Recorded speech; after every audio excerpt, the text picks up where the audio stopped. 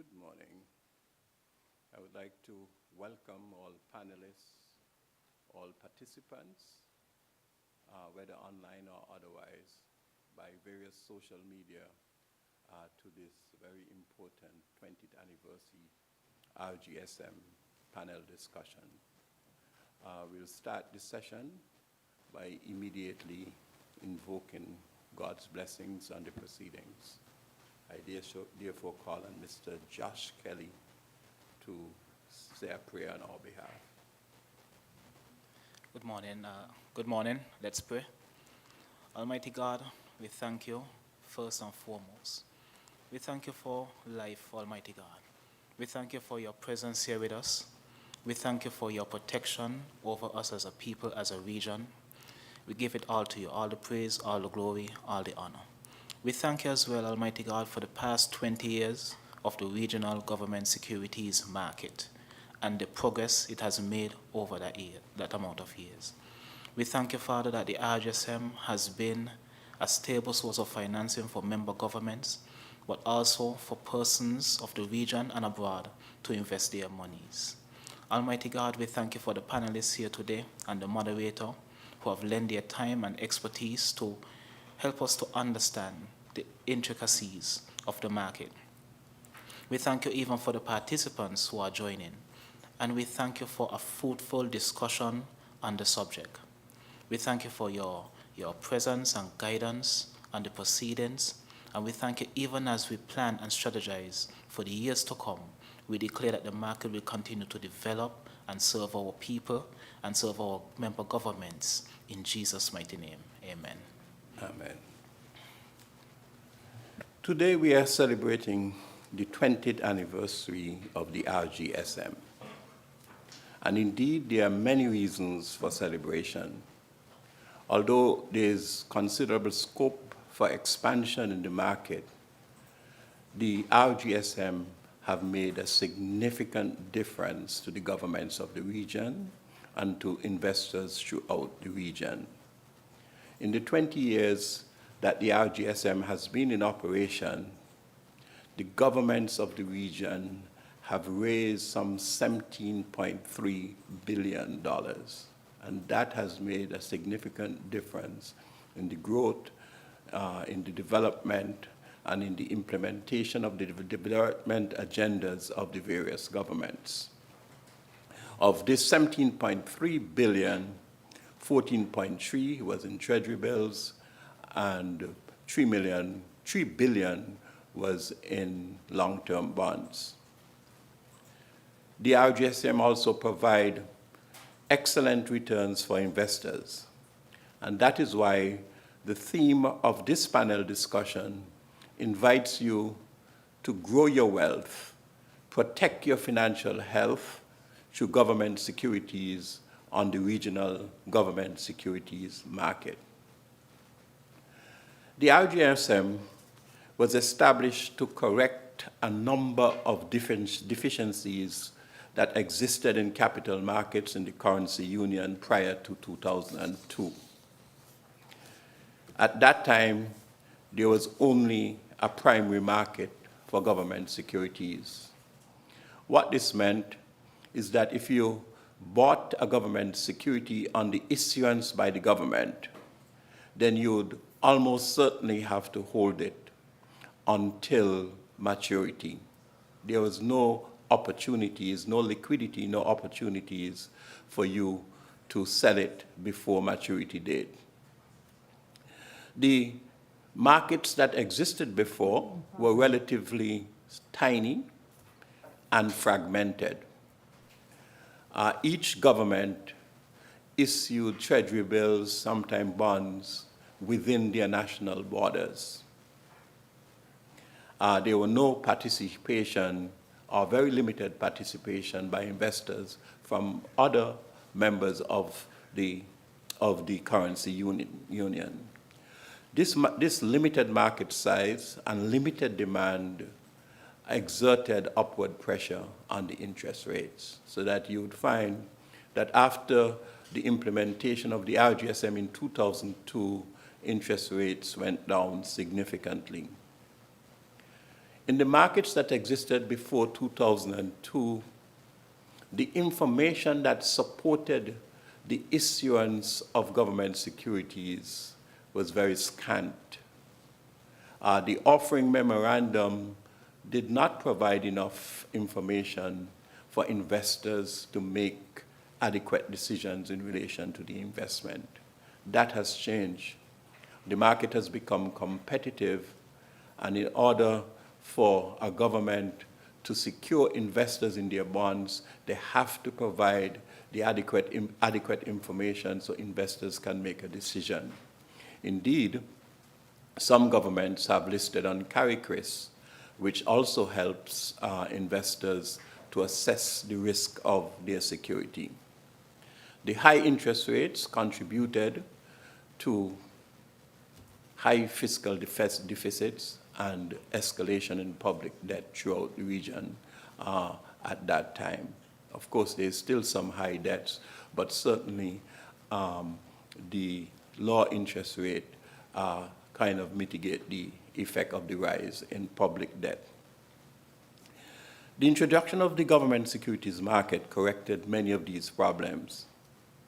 Firstly, the integration of the ECCU market for government securities, which was consistent with the objective of the government to create, the governments of the region to create a single economic space, allow investors from throughout the region to participate in any of the securities that they wanted to participate in. The RGSM facilitated the development of a secondary market so that you can go on the stock exchange and you can arrange to buy or sell securities during, in the period between issuance and maturity. Of course, that aspect of the market need further development to increase volume, but there are still opportunities for buying and selling between issuance and maturity.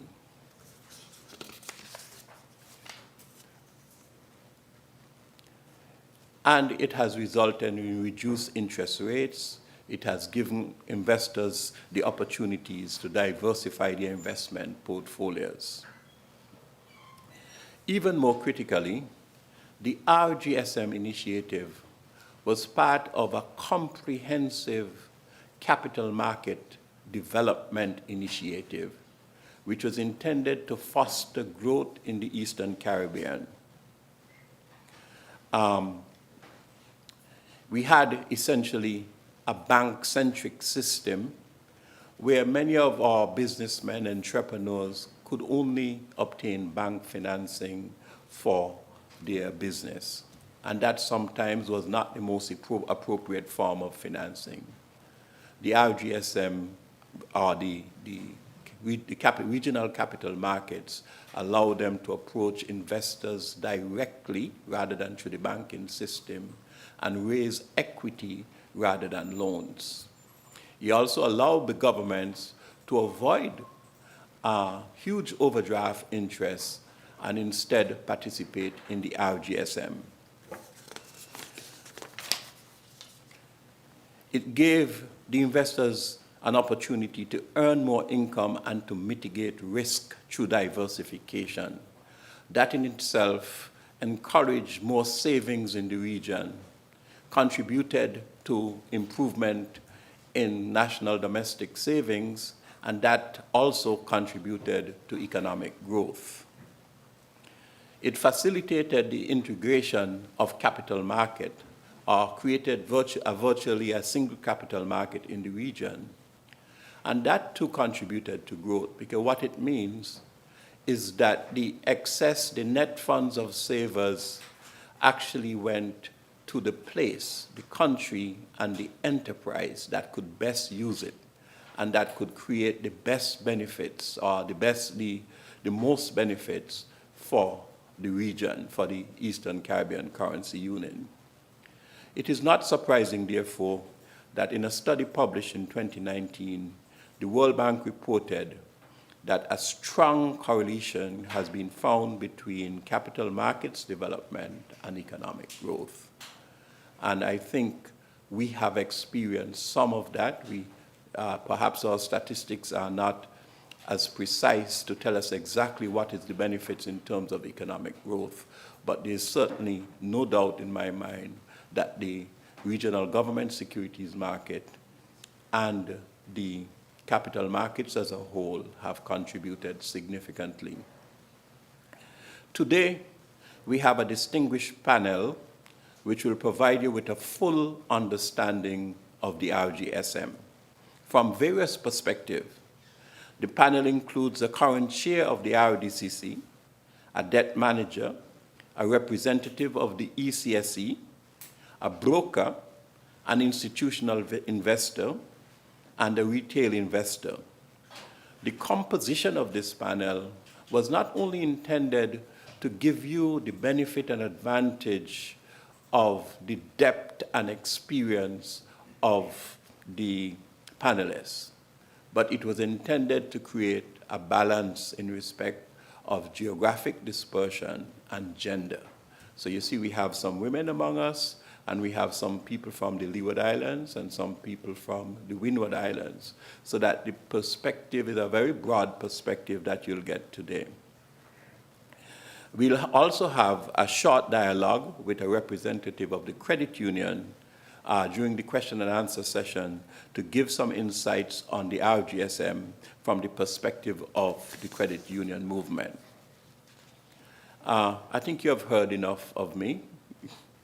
I'm not a panelist, I'm just introducing them. So I will now introduce to you the first panelist. I'm pleased to present to you our first panelist, Mr. Mike Sylvester, who is the Permanent Secretary of Finance in Grenada, and who is currently the chairman of the Regional Debt Coordinating Committee, the RDCC. He holds a Master of Science degree in Economic Policies and Reform from Universidad Católica de Santo Domingo, and he has served in a number of prominent positions, including advisor to the Executive Director of the International Fund for Canada, Ireland, and the Caribbean. He will discuss the institutional arrangements and the regulatory issues of relevance to the RDCC and the RGSM. I introduce to you Mr. Sylvester. Thank you, Mr. Chair, for your kind introduction.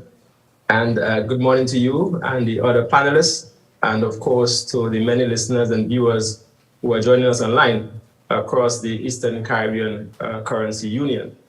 I am delighted to be part of this esteemed panel to discuss the regional government securities market, its development over the years, and what we can do to make it better going forward as part of the 20th anniversary celebration.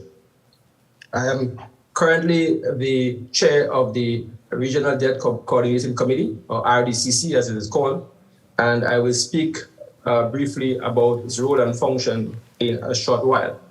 As RDCC chair, I will do a short presentation on the objectives of the RGSM, how it is regulated.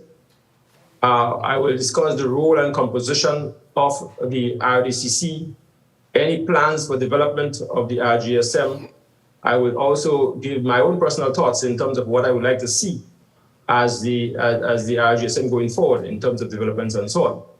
With respect to the objective of the RGSM was established in 2002 by the Eastern Caribbean Central Bank as part of a mechanism to achieve basically three main objectives.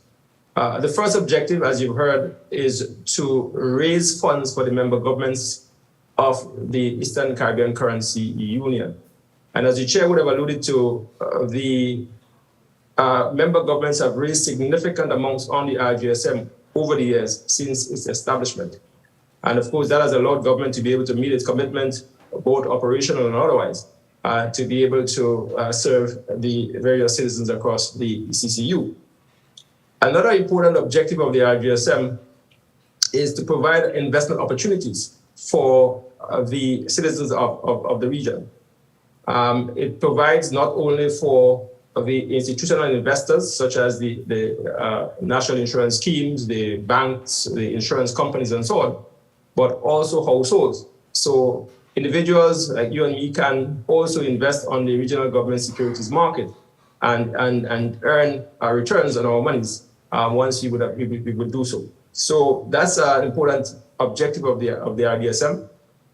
Another important objective, as was mentioned by the chair as well, is respect to the development of money and capital markets in the ECCU. And as you also alluded to as well, when you look at the many advanced economies in terms of their development and so on, the stock exchange has played a very important role in actually providing important funding and resources for the development of not just the governments, but also the private sector. And so in terms of the objectives of the RGSM, those were the main objectives. If we can sort of move to the role of how the RGSM is regulated. Now, there are many players on the market. I mentioned the RDCC as one player. There is also the regulator, which is the Eastern Caribbean Securities Regulatory Commission. It is also housed in St. Kitts at the bank. It has a board, and of course it has a secretariat and so on. And they regulate both the RGSM and the Eastern Caribbean Securities Exchange, as you will hear later, in terms of both debt instruments and in terms of equity instruments as well, as we will discuss later. So the ECRS, Eastern Caribbean Security Regulatory Commission, plays an important role in regulating and ensuring that the market functions properly and that the market functions in accordance to the rules and procedures and so on, to give confidence to investors so that they can invest in the market and the market can grow and develop. The RDCC, of which I'm currently chair, was also established by the ECCB as one of the governance arrangements for developing the market. The RDCC has a very important role. All right, the RDCC, of course, its role is to help to promote the development of the market in terms of marketing the RGSM, in terms of ensuring that there's a consistent rules, procedures for the operations of the market. It ensures the efficient operations of the market. It also approved the prospectus of the various governments before they are listed on the exchange or listed on the RGSM. And those are very important functions because as an investor, you want to be able to have the right information to make a proper investment. And so those prospectus and so on, or those investments instrument that tells you what the country profile is in terms of risk, what is the instrument that is being offered, the tenure, the terms, and so on of those instruments. Those important information are provided in what is called a prospectus, and that is used, approved by the RDCC before it is published on the market. And so that's one of the very important rules that the RDCC plays. Now, the RDCC is comprised of the financial secretaries. In some countries, they're called permanent secretaries, directors of finance, as well as the governor of the Eastern Caribbean Central Bank. The RDCC is supported by the central bank in terms of the secretariat, so they provide the arrangement with respect to meetings and so on. And as I said, they meet on a regular basis as needed. The chair is rotated across the member countries, and so every year, and so very soon, next year you'll have a new chair, and that's how the process sort of goes. So the RDCC, as I said, has a very important role, and its composition, as I said, is made up of the financial secretaries as well as the governor of the ECCB. Now, in terms of the member countries of the RGSM, all the 8 member territories of the ECCU are members of the RGSM. In terms of the active participants, we have so far just 5 of the 8 countries. So Antigua and Barbuda, Dominica, Grenada, St. Lucia, and St. Vincent and the Grenadines are the active participants on the market in terms of the issuance of treasury bills, issuance of bonds, and so on. In terms of plans to develop the RGSM, the RDCC has an important role in terms of that, and so we have been discussing over the years ways to improve the RGSM. One of the issues that we've been discussing lately is how to expand the investor base on the RGSM. In other words, how to bring in more household investors, how to bring in some of the small investors. The market as it's currently is dominated by the banks and the credit unions and the other institutional investors. What can we do, therefore, to be able to expand the market, to help individuals to be able to build wealth and to find alternative investment for the monies rather than just keeping it in the banks? We know, of course, that many of the banks, in terms of the minimum savings rate, and of course, you have to deal with fees and charges and some of the other things. So there isn't a lot of space for investment in the region, and the RGSM as an important source, it has allowed person to be able to invest and so on. And so the idea and the thinking is, what can we do around the current structure to be able to get the small investors to invest on the market, as well as to encourage the other member territories to participate as well. I mean, of course, if they don't have any financing needs in respect of bonds and treasury bills and so on, and they may not participate. But I think what we are here to do, of course, is to encourage all parties, because once there is an increased pool of resources, then there's an opportunity for more investments by individuals and by the institutional investors that I mentioned earlier. In terms of what I would like to see as a development of the RGSM, it has been in existence for quite some time. As the chair would have alluded to, the secondary market is not fully developed. In fact, it's very slim. And so what can we do to develop the secondary market so that, if you have an investment, you don't have to hold it until maturity. You can sell that investment, you can liquidate it, realize cash, or you can purchase an investment that was issued on the primary market. That, I believe, is an important development that we should pursue. Again, I just mentioned the whole issue of increasing the opportunities for the small investor to invest. We've discussed, for example, whether we lower the threshold, which is currently standard at $5,000, is going to support that. We also discussed in terms of the fee structure, because you have to go through a broker, you have to go through a registered broker, licensed broker to be able to access the market. What workaround can be developed or think through to be able to make it cheaper for the small investor to invest and so on. So those are my initial thoughts in terms of what we can do and in terms of my presentation. So Chair, I'll stop here and back to you. Thank you very much for your time. Thank you very much for that enlightening presentation. We went a little bit over time. Each panelist is allowed 7 minutes, but I was so intrigued by your presentation, I was not keeping track of time. But I'm asking all of the other panelists to restrict their presentation, keep their eyes on their watch and restrict their presentation to 7 minutes. I will now introduce Ms. Vera John Emmanuel, who is the debt manager of the government of St. Lucia, and who also holds the position of Deputy Director of Finance in St. Lucia.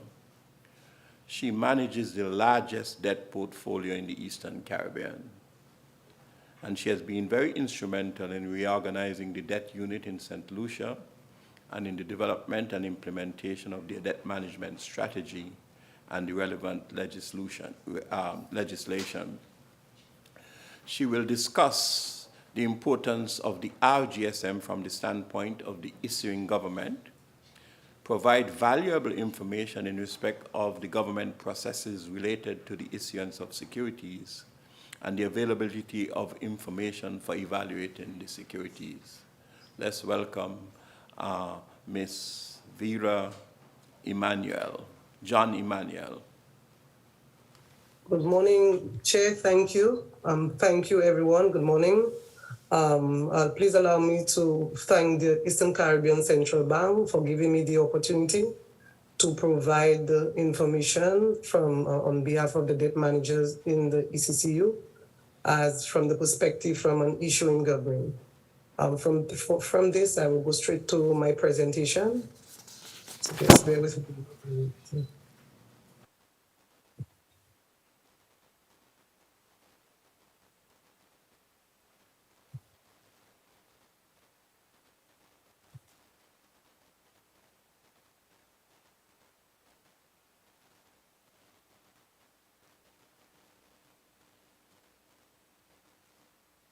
Is everyone seeing the slides?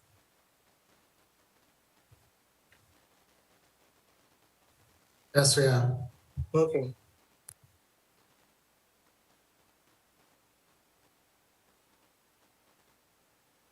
So when we look at in terms of the regional government securities market, and from the perspective of an issuing government, the first question that will come to mind is, why do government borrow? Governments every year produce what you call the annual budget. And during that budget process, when a situation may arise where your expenditure is higher than your revenue, it gives rise to a budget deficit. From that deficit, you have what we call a gap, and it is primarily funded through government borrowings. A government can also borrow for capital projects they may want to overtake at a particular point in time.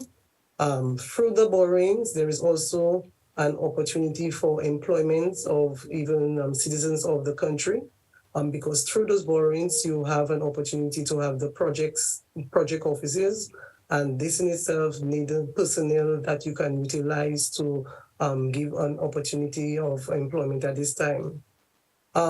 We also borrow for emergency. It can be for hurricanes. We saw the COVID situation where governments borrowed a little more than usual.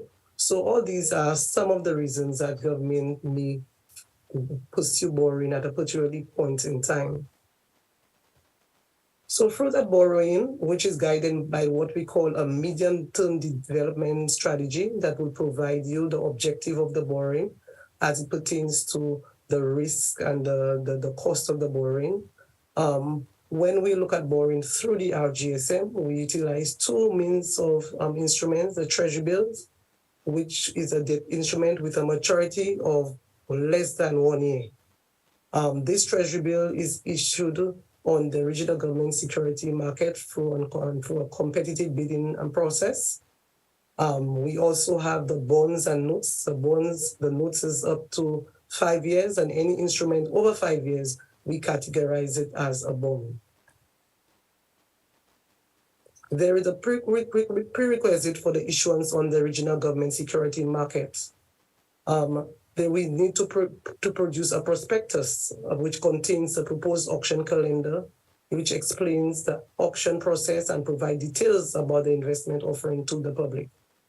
Through that prospectus, you will given the auction date as to the day that the instrument will be through the RGSM for a public offering, where investors can go ahead and participate. You also provided with the issue date, the day of the settlement date of this instrument, and it is the date that will be utilized to time the payment of your coupon payments or your interest payments on your bonds. There are types of instruments which we usually utilize. As I said earlier, they are treasury bills and bonds. The instrument also have an issue amount, or we say sometimes the issue size. Sometimes it can be 10 million, 20 million. It depends on the requirement, the borrowing requirement of the government at that time. We also have what you call a maximum rate. For example, through the treasury bill process, we have a cap rate. It can be 4%, 3%. It depends on each member government risk profile. We set a cap rate, and at the auction time, the different investors come in, the bidding is competitive, and it settles below or to the maximum of that cap rate.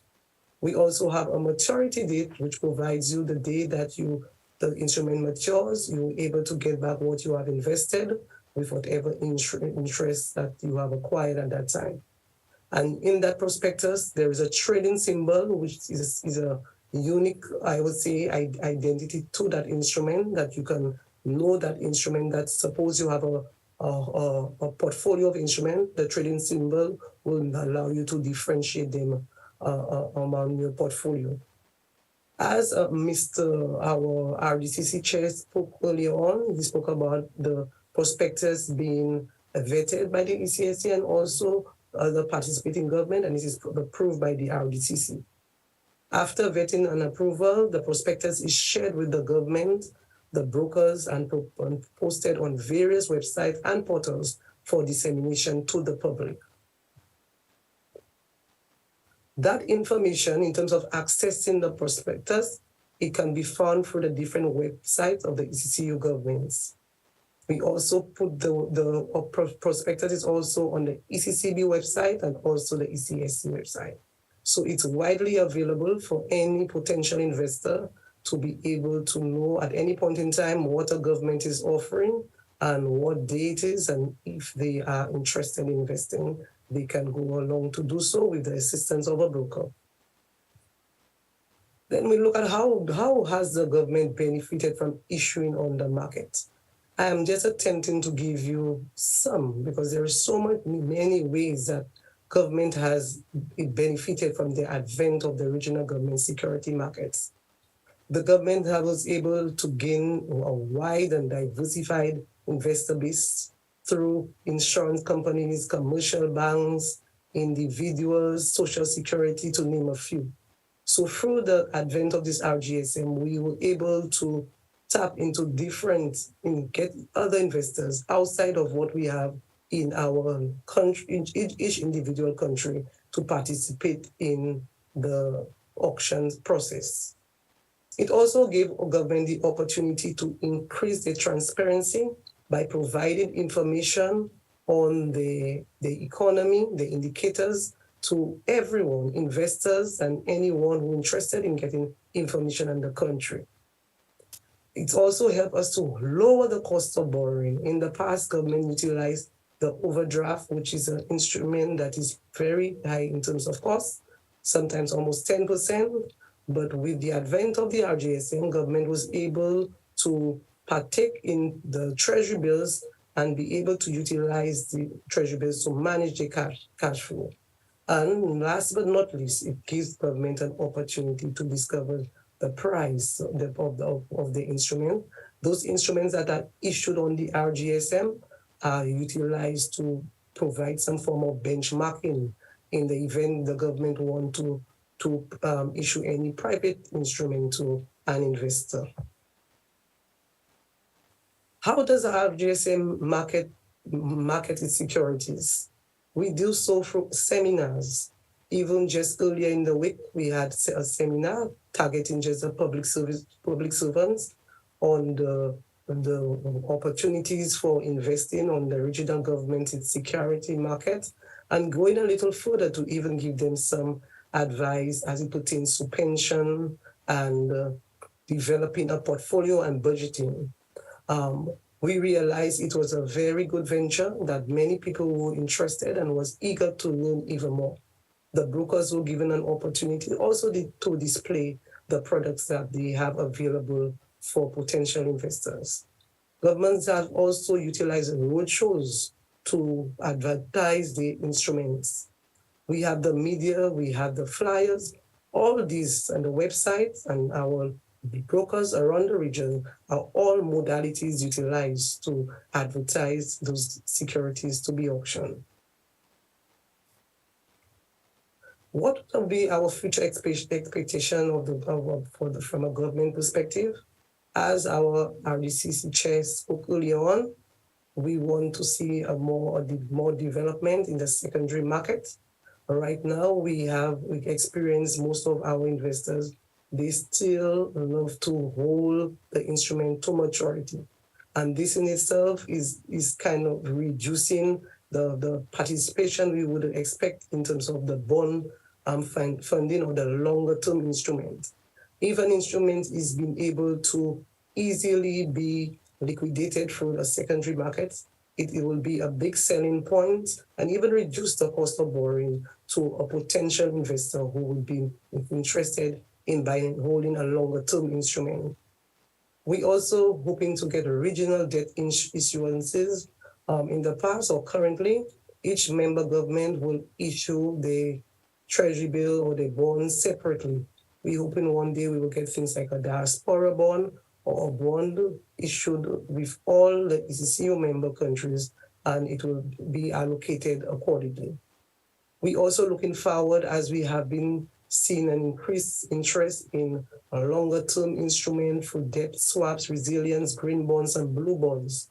All these are new products that are in the pipeline, and we are ready to have it being issued on the regional government security markets. So we want that platform to be ready to be able for us to be able to utilize those, to raise those instruments through that platform. So government would not have to turn to doing those blue bonds or the green bonds through a private placement modality. What improvements would you like to see with respect to the RGSM? As our RDCC chair said earlier on, more participation from individuals, households, and private corporations. And that's why we as different governments are trying to take a more, I would say, be more focused on the individuals to get them to participate in the RGSM. We also think they should have alternative distributor channels. You should be able to get into an auction on your phone or through any internet mechanism.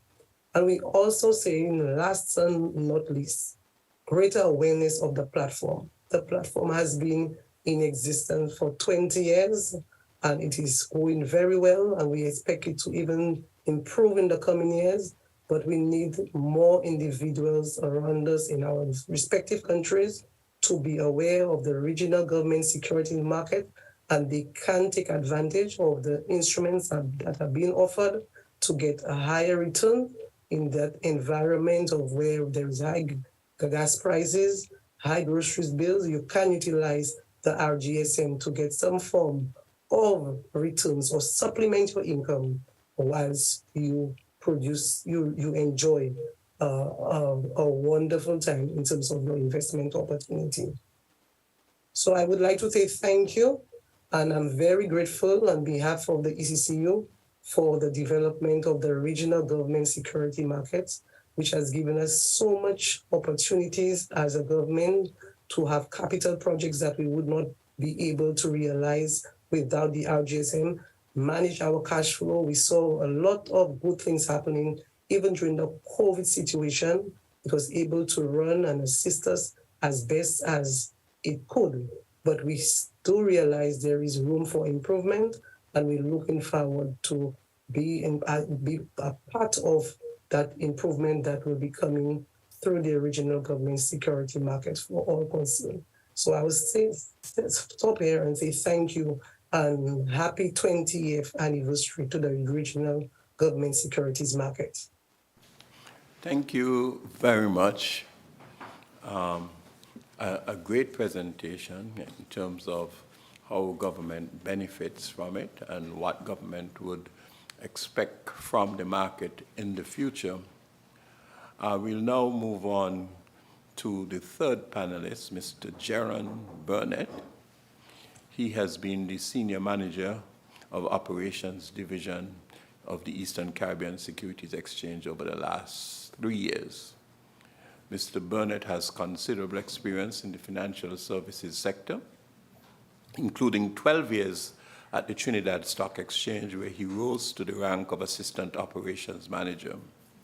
He holds an MBA in Finance from Arthur Jack Graduate School of Business and has pursued graduate studies in international finance, postgraduate studies in international finance, operations management, investor education, and business development.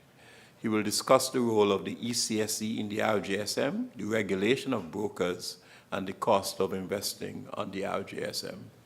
Mr. Burnett. Hi, good morning, Chair.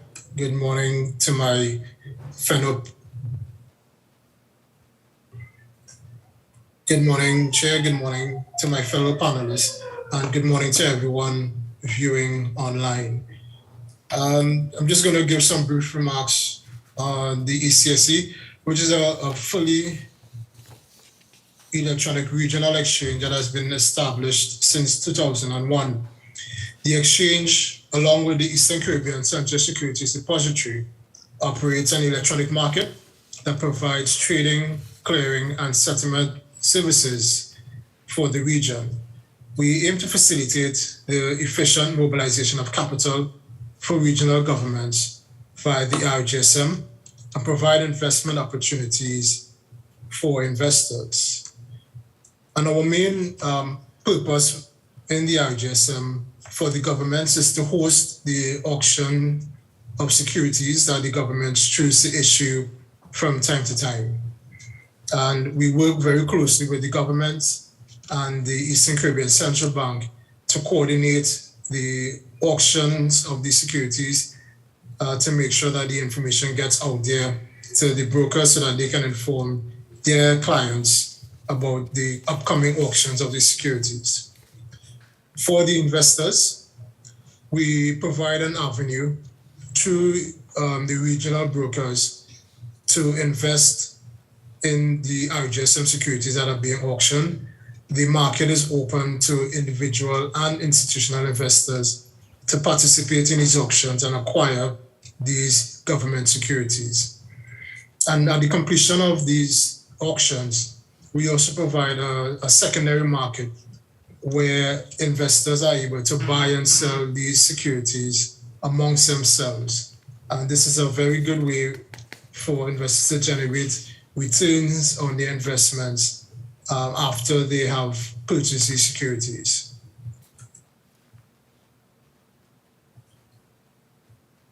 The method for participating in the auctions on the primary market as well as on the secondary market is through the brokers, which are licensed by the ECSE to provide trading services to investors. And these brokers are regulated by the ECSE as well as the Eastern Caribbean Securities Regulatory Commission. And as the regulators of the market, our role is to monitor the activities of the brokers to ensure that they are operating in line with the established rules and procedures and requirements, and making sure that they treat their clients in a fair and equitable manner, and that they are able to satisfy the requests or the orders of their clients in the most efficient way possible.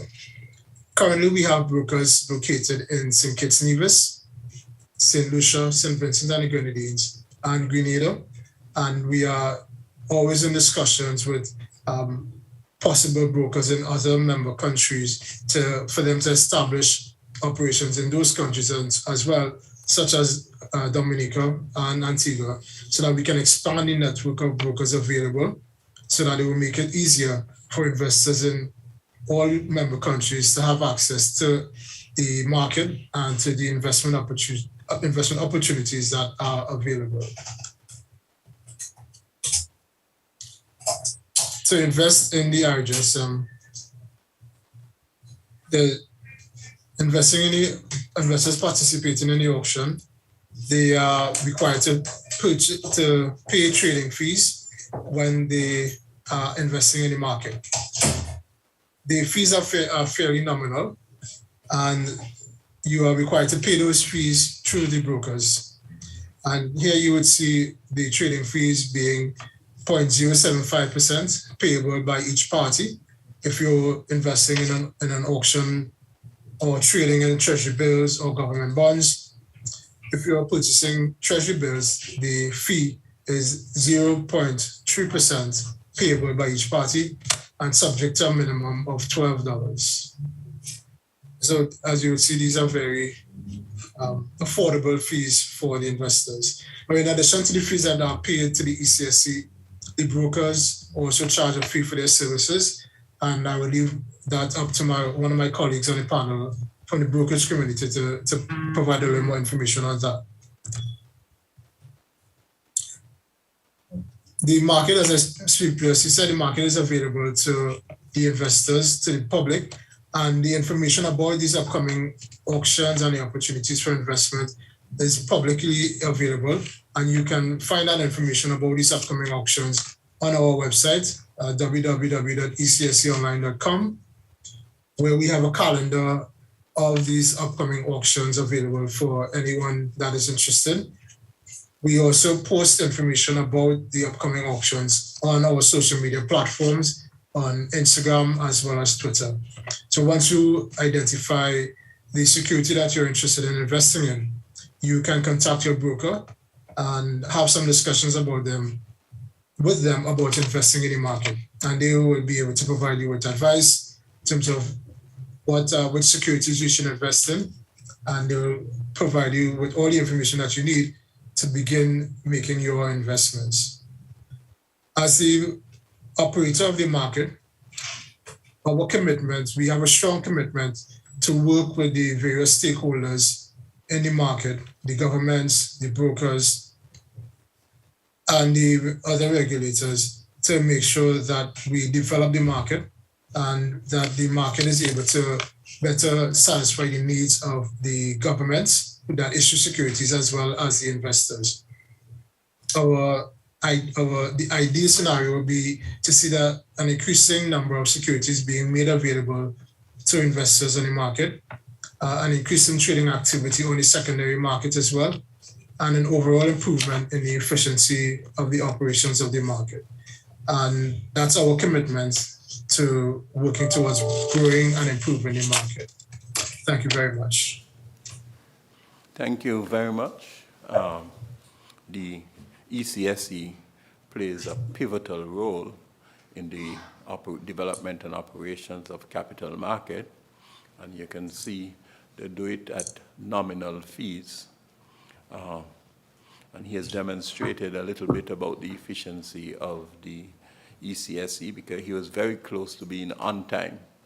So I'm hoping that all of the other panelists would similarly be on time and operate within the 7 minutes allocated. I will now introduce to you our fourth panelist, Mr. Laurent Hadley. He is the Manager of Treasury and Investments at the Bank of St. Vincent and the Grenadines and a licensed principal of the ECSE with oversight for the brokerage arm of the Bank of St. Vincent and the Grenadines. He will provide information on the services provided to investors by brokers and how residents and non-residents may participate in the market. Mr. Hadley. Thank you, Mr. Moderator, and a pleasant morning to my fellow panelists and viewers in Media Land. And I will try my best to stay within the time frame while still doing justice to our viewers. So my role here today is to really give a bit of flavor to the discussion from a broker's perspective. And I will start by giving a definition of what is a broker. And this is somebody, or a company rather, that carries on business, the business of dealing in securities, or holds itself out as conducting such as defined by the legislation.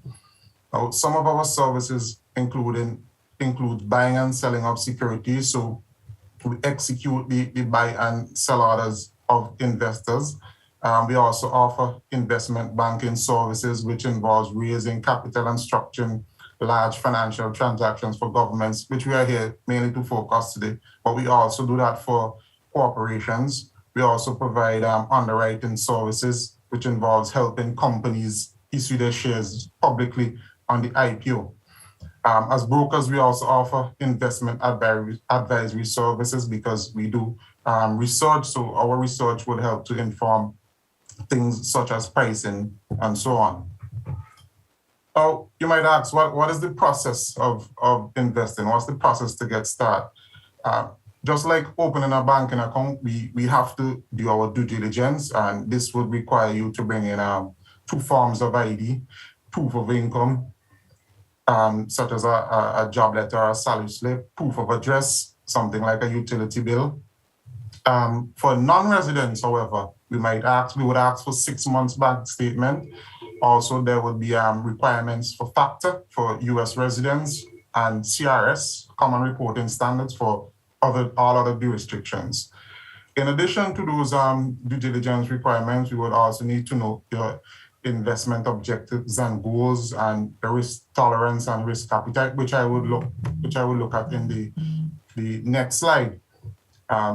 So the process for issuing, at the start of the budgeting cycle, we'll have a discussion with the governments to know what their financing needs are, what are the upcoming maturities or any new financing that is required.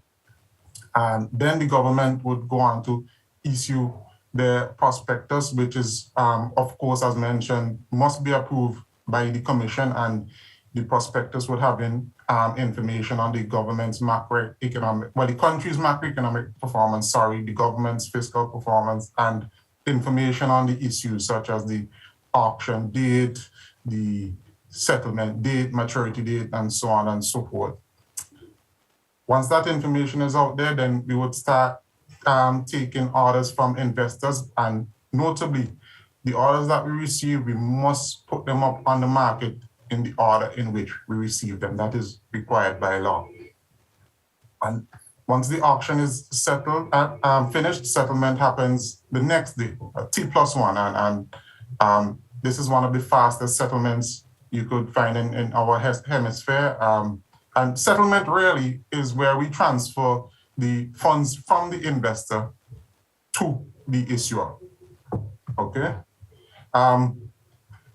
I'll speak a little bit about our commission now. It ranges, it's not fixed, it's not necessarily fixed, but it ranges between 0.1% and 1%. So again, it's minimal, similar to the ECSC's fees. Generally, you would find most brokers going at around 0.2%. Okay. And there I also have the ECSC fees, as Jerome alluded to, 0.03% on treasury bills, or a minimum of $12, and 0.075% on notes and bonds, or a minimum of $12.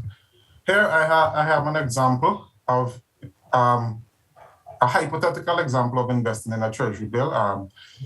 Noteworthy, the minimum you could invest is 5,000 and in multiples of 1,000 thereafter via a competitive uniform price auction. So this person is investing $50,000 in a treasury bill. The commission on that would work out to about $50, and the ECSC fee is about $15. And the net settlement, or the total settlement, amounts to about $49,157.15. Noted this is less than the invested amount of $50,000 because it is issued at a discount. So as some persons say, you receive your interest upfront, if that makes sense, and then you would get the full $50,000 at maturity. Now, purchasing a bond, the same parameters apply, minimum of 5,000, 1,000 thereafter via an auction. But bonds are issued at par, so the invested amount would be $50,000, and the commission is $50, and the ECSC fees is $37.50. And this hypothetical situation is a 10-year bond at 7%, and the semi-annual interest payments on this would be $1,750, or about $3,500 every year.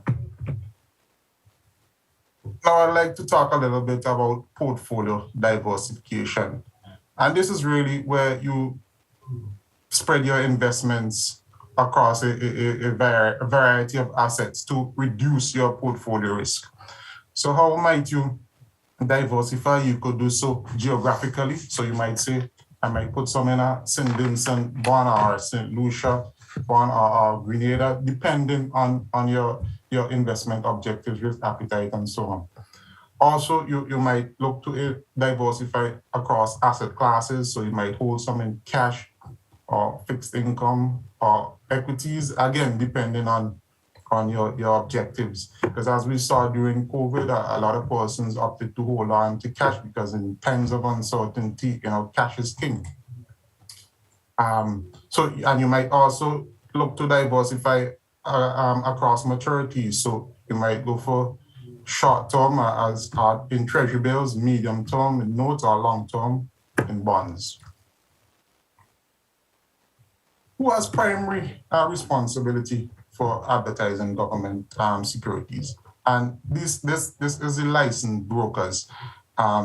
There are exceptions to this for governments and central banks, but primarily brokers have the responsibility for advertising government securities. However, we have to be mindful of the advertisement restrictions according to the regulation. And any advertisement has to be approved by the commission. Another thing we have to be, as brokers, mindful of when advertising government securities is cold calling. So we can't attend any residence of a potential investor without being invited. In addition to that, we can't make any unsolicited telephone calls for the purpose of trading in securities. Okay. These are the list of brokers across the territories. They vary from St. Vincent to St. Lucia, St. Kitts. You would not see for Antigua or Dominica here, but that does not mean that those persons in those territories can't invest. You just reach out to any of these brokers and the same requirements for investing in the same process would apply. Now, it's very difficult to be critical of the RGSM. I mean, what we've seen over the last 20 years, the activity is very commendable, you know. But one of the challenges we have as brokers is from the standpoint of pricing. Usually the pricing is consistent, but from time to time there would be those anomalies.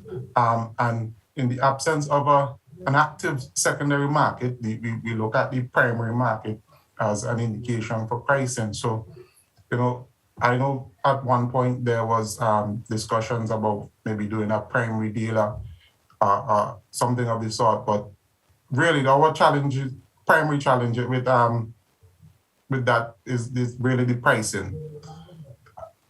And with that, it brings me to the end of my presentation. And like my other colleagues, I would like to take the opportunity to commend the RGSM on their 20th anniversary.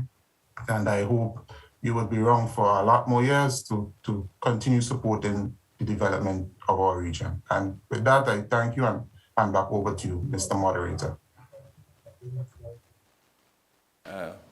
One of the important statements you made was that it is very difficult to find a fault with the RGSM. Of course, that doesn't mean that there's not room for improvement, but it tells of the achievement of the RGSM in a relatively short period, 20 years.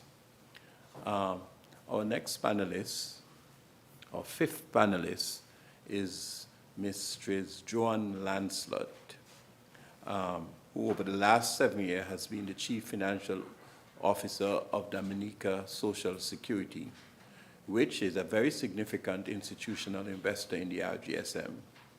In that position, she has worked very closely with brokers on the RGSM and has played a key role in managing the entity's portfolio of investment on the RGSM. She will discuss factors that institutional investors take into account in making decisions to buy securities on the RGSM. Ms. Lancelot, Mistress Lancelot, over to you. Yes, good morning to all. It is an honor to be here in this esteemed environment with these panelists. I will discuss, like Chair said, our considerations when investing on the RGSM. One would ask, what are the factors that DSS may consider in investing on the RGSM? When the Social Security has any extra income that is income over its expenses, it would need to invest those funds.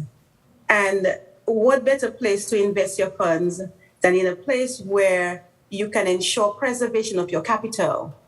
The institution of Social Security, we hold people's contributions in trust. and therefore we are relatively risk averse and don't take undue risk. And so the RGSM provides that platform where we can invest in a safe environment and be really less, take less risk. Another consideration would be interest rates. We are to invest in interest rates that are below, that would be above our bank rates. These rates, bank rates have descended over the last 10 years. And so the rates we would choose to invest would be above those of bank rates. And the RGSM provides, again, opportunities for us to invest in rates such as 7% on some of the bonds, 6.5%, and 6%. And so because there are attractive interest rates on the RGSM, we are very happy to invest with the RGSM. One of the panelists, the chair of the RDCC, spoke about the sound governance of the RGSM. And while there may be several wealth managers vying to invest our funds, we are comfortable in choosing the RGSM because of the sound governance. As he indicated, that the structure has been established by the ECCB. The RDCC currently has oversight of the RGSM, and that was established by the Monetary Council. Now, the persons on the RDCC comprise the financial secretaries or the directors of finance of each of the participating governments. And so it gives us great comfort that the RGSM is properly regulated. And so we are comfortable investing on the RGSM. And one of the other considerations would be to support our other states. They call us the small island developing states. And so if the government can find less expensive financing for their capital projects, for supporting their budgetary goals, then we are very comfortable with that, because with our government, when we can fund the gap with less expensive financing, then it in turn filters down to the economy and it benefits the social security. And so we as well, we are very pleased to support other governments in that regard. How long have we invested on the RGSM? From inception. So we have been there as a social security for the last 22 years. So what are our internal processes for taking those decisions? One would ask, how do you choose the government to invest in? We try to choose governments with sound economic performance at the time. And even in the history, we get information from CARICRIS, the Caribbean Rating Agency. We use information provided by the ECCB. We also use information from World Bank and the IMF in terms of the country reports. One of the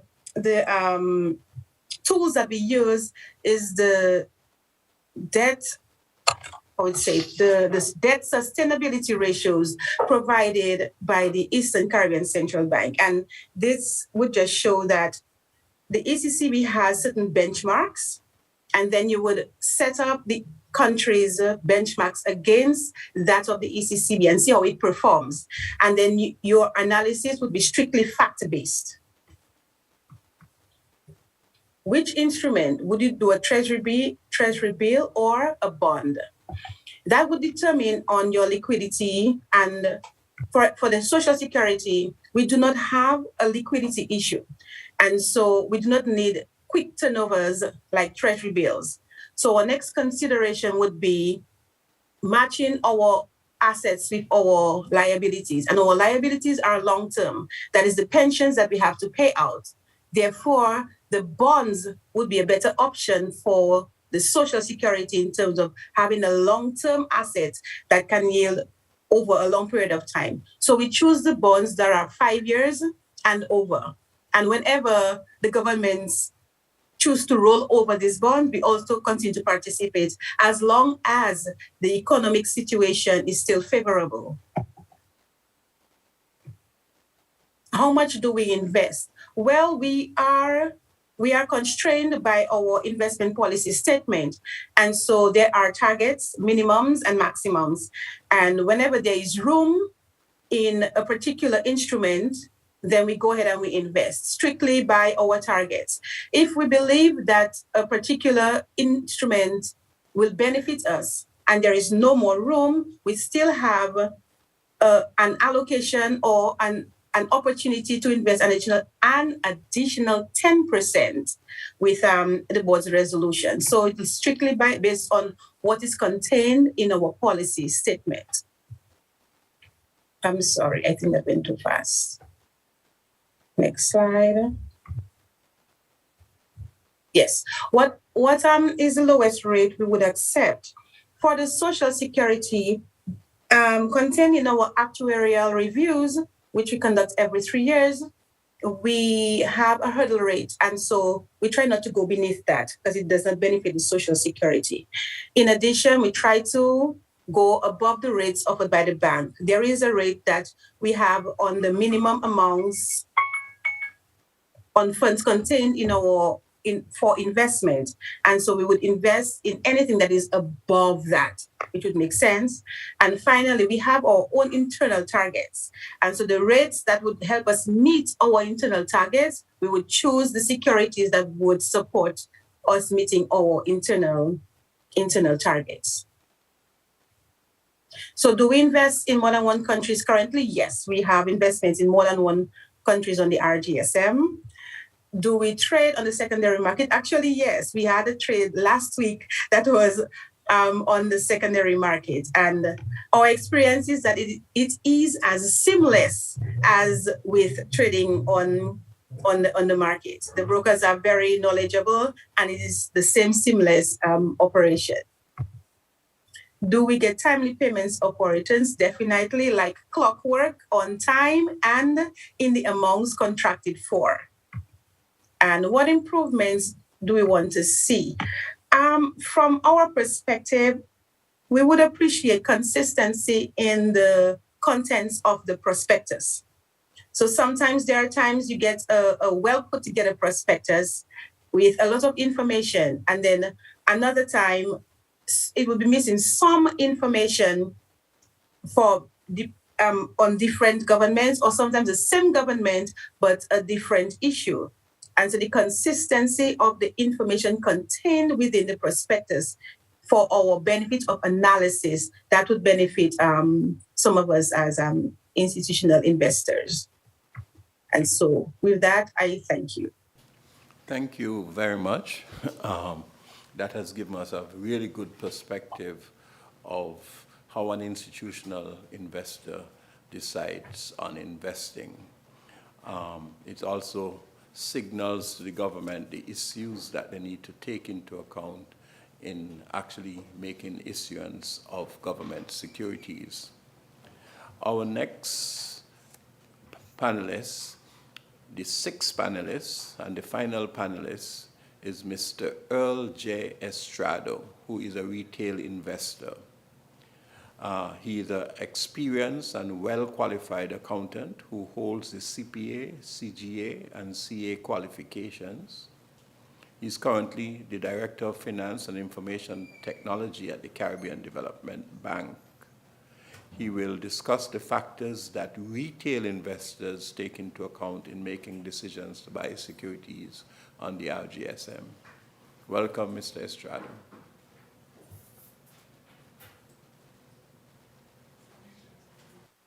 Unmute your mic, please.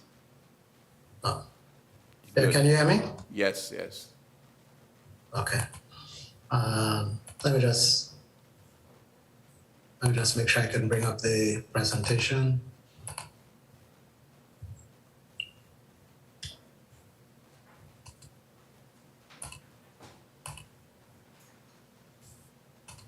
My apologies, I'm having a little challenge.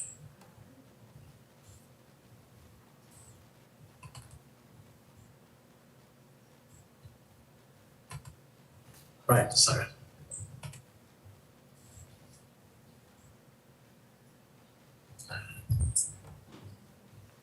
Just give me a minute there.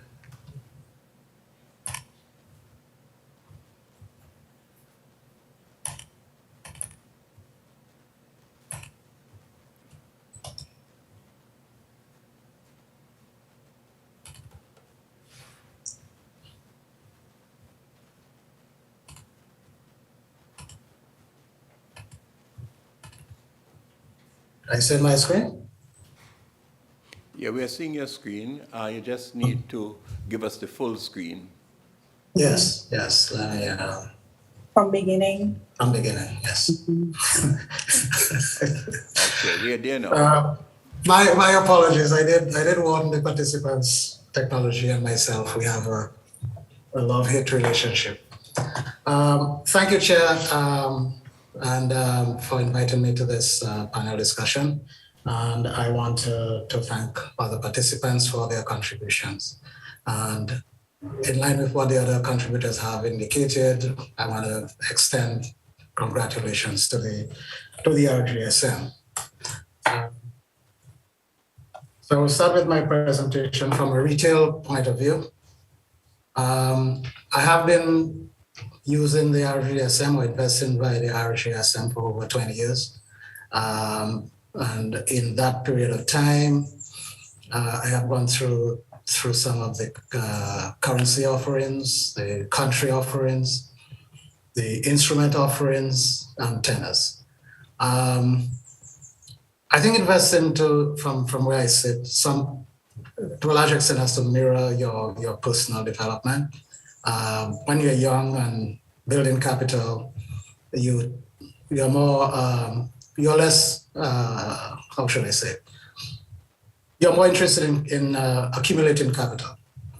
As you get older and you're approaching that time, then you would look for capital, for wealth accumulation and preservation of capital. So that is part of the strategy that I have taken. So it's long-term planning, financial diversification.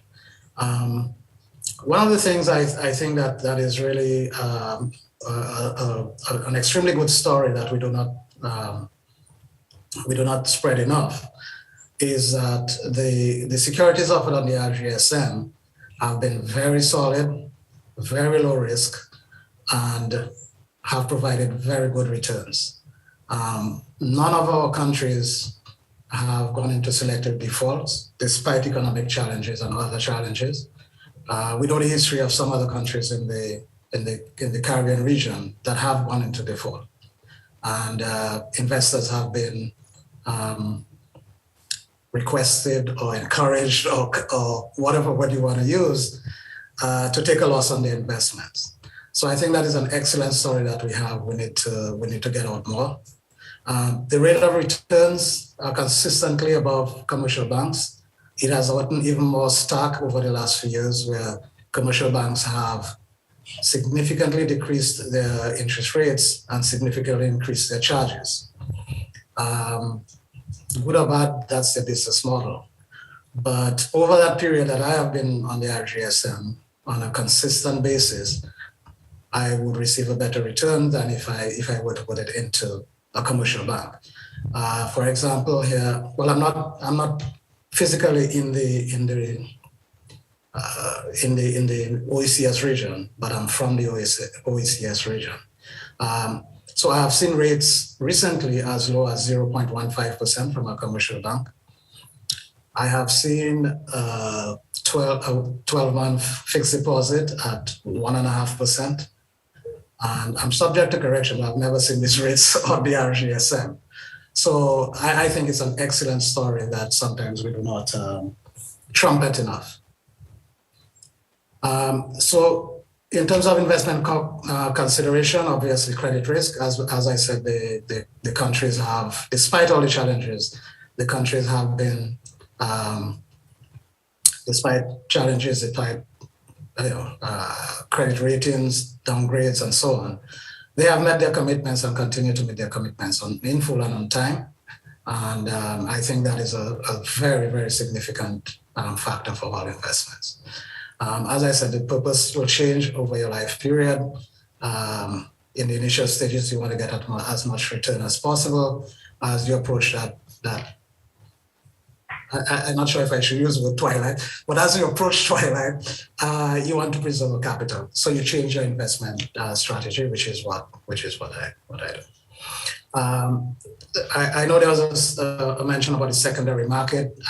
So there are issues on the secondary market, but I would just like to agree with some of the speakers before, that could be expanded a bit. It would give more opportunities to more potential investors. So in terms of recommendations that I thought of, some of them have been indicated before, so I will not repeat too much. One of the biggest things for me is the first one, which is information and marketing strategy.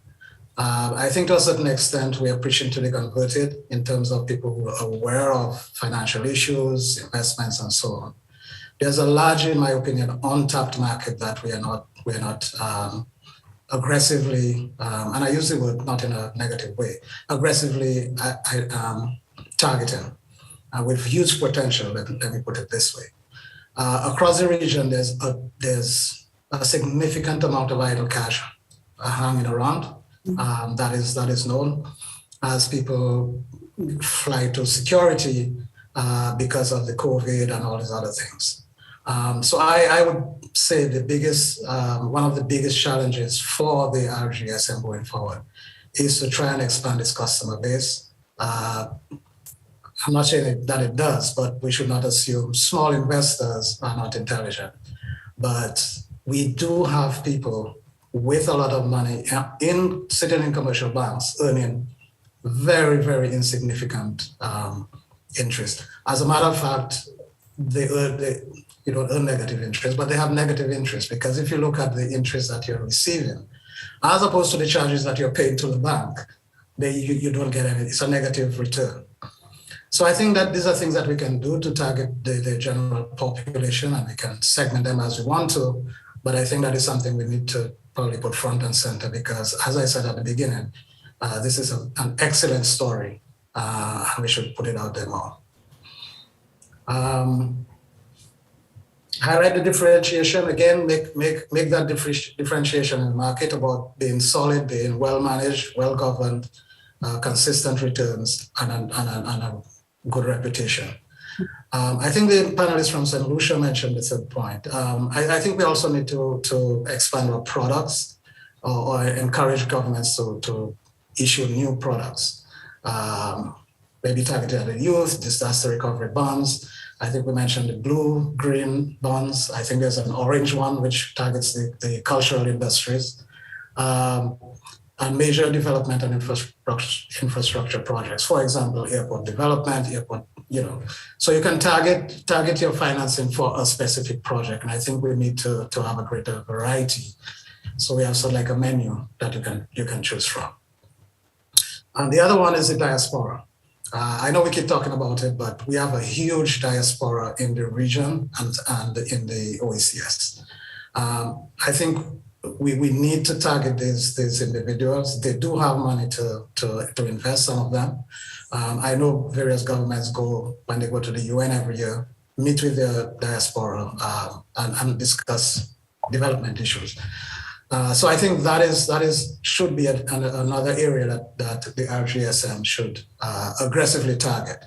And it's a little bit of an emotional thing of being connected to your country and so on. So use whatever persuasive arguments that we can use.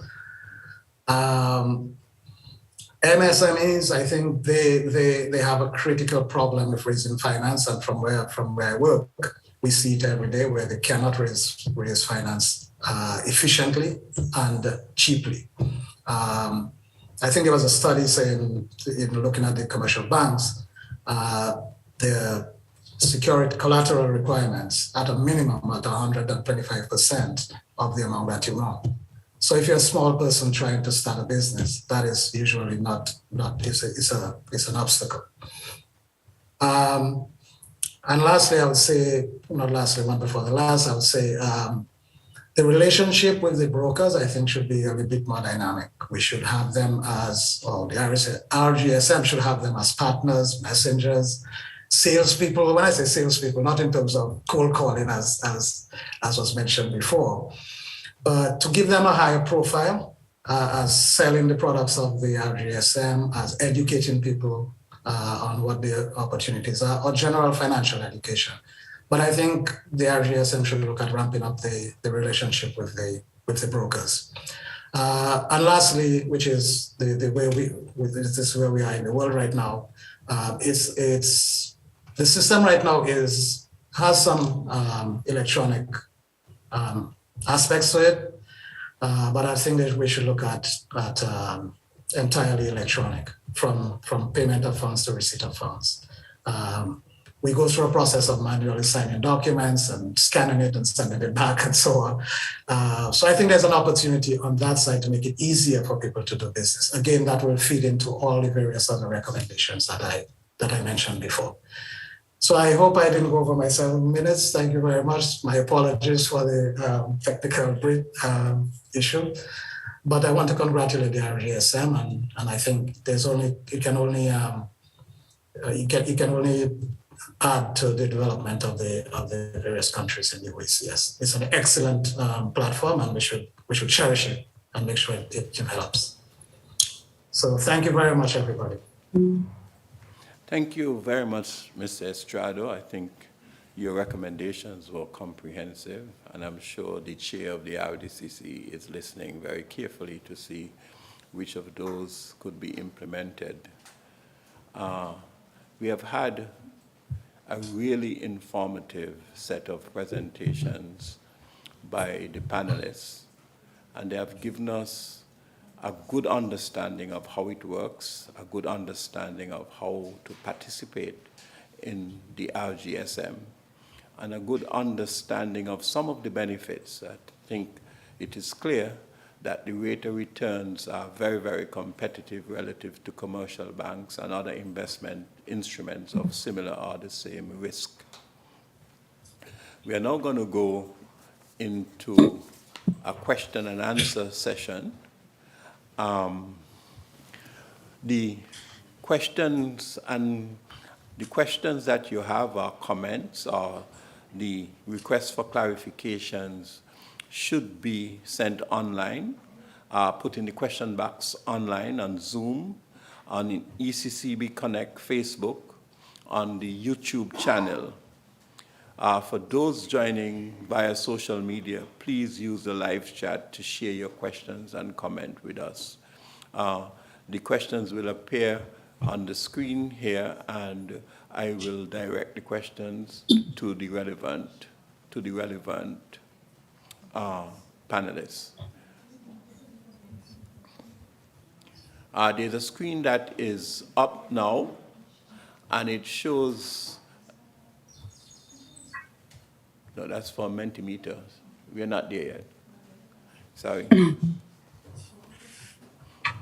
So if there are any questions, okay, there's a first question. Mr. Sylvester alluded to the expansion of the RGSM to include household investors. Would this expansion cater to the small man, or would it be restricted to established institutions?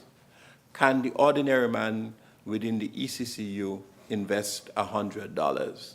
Mr. Sylvester.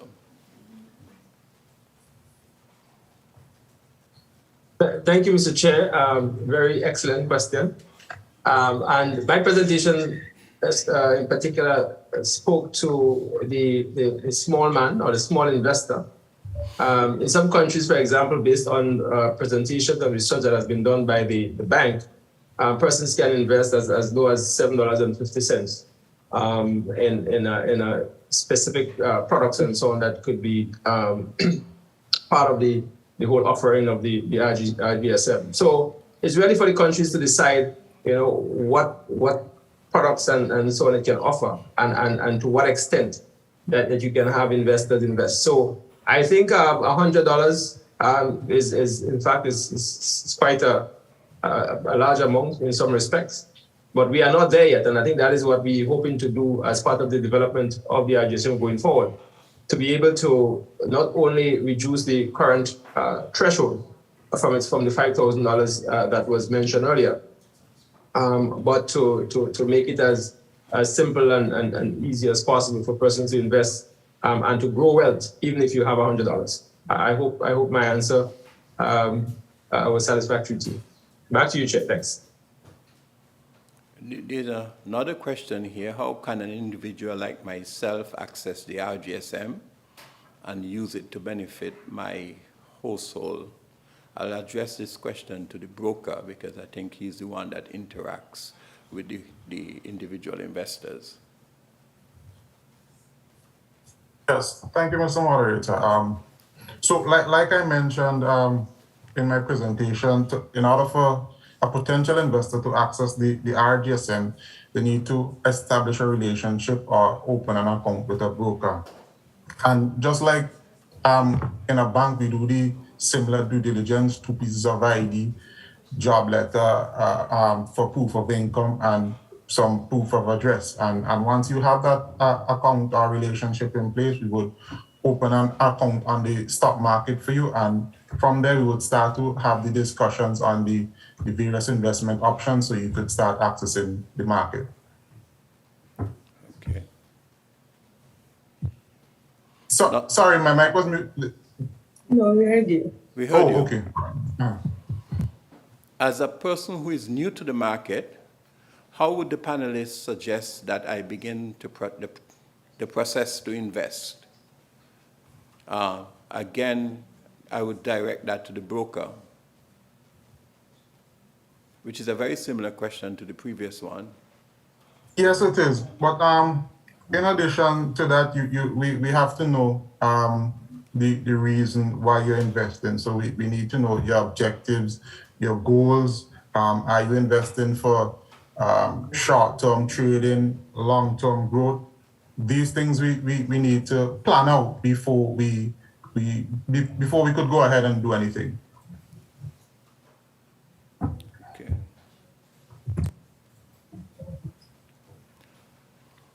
How can the ECSE assist countries without brokers to get qualified brokers within their country? Additionally, is there an added advantage to the investor to have a local broker?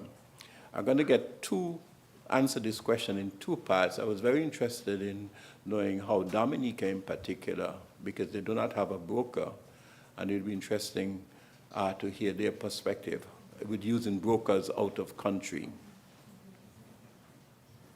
We, at the DSS, we use the 2 brokers, Bank of St. Lucia and First Citizens.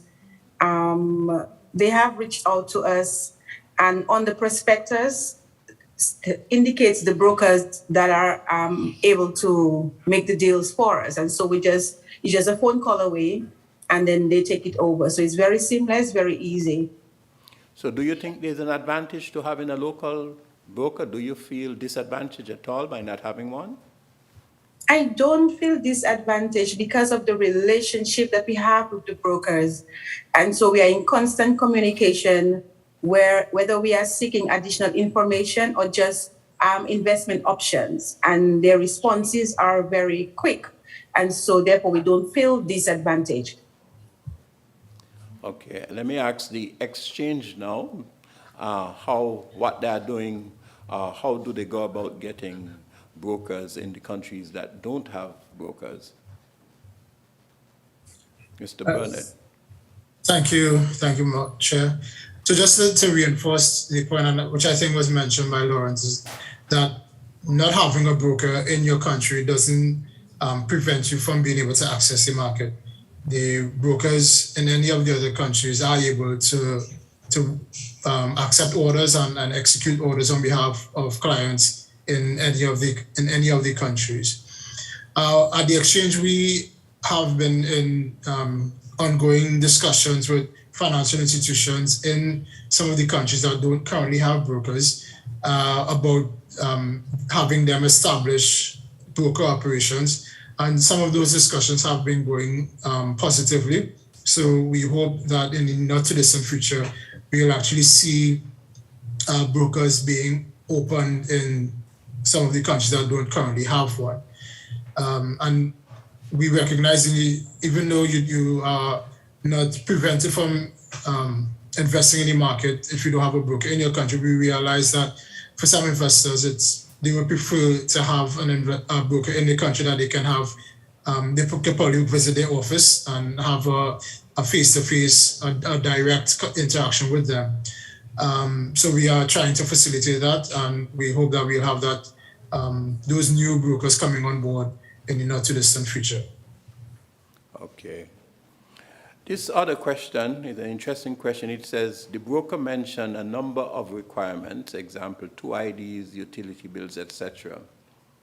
Is it that an investor has to set up a new account to invest on the RGSM? If yes, what happens if I already have an account? I'm going to assume here they're speaking about going to a broker which is a bank. They have a bank account. The bank have all of their IDs and all of the due diligence information that they require. Do you still have to go through that process again to establish a brokerage account? Yes, thank you, Chair. Yes, you depending on when that account was open, we would still require the due diligence documentation. But how I also understood the question is that if they have an account on the ECSC already, they might have gone to another broker. If they're trying to use another broker, if we would require that due diligence, and the answer to that question is yes also, because as an independent institution, we have to do our own due diligence in order to meet compliance requirements. Okay, so you're the brokerage arm of a bank. The bank Correct. has all the information. The bank is certified. It's happy that it's a good customer, and they would still need to go through that process. Yes, to some extent. As I said, depending on when that account with the bank was open, let's say if it was open more than 3 months, because, I mean, let's face it, things could change, your address could change, your job could change, so we would have to still update that information. Okay. Next question, does an investor have to come physically to a broker to invest on the RGSM? Or can an investor send instructions via email?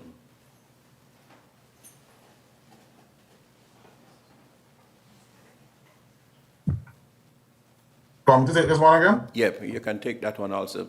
Most of them seem to be directed at the broker.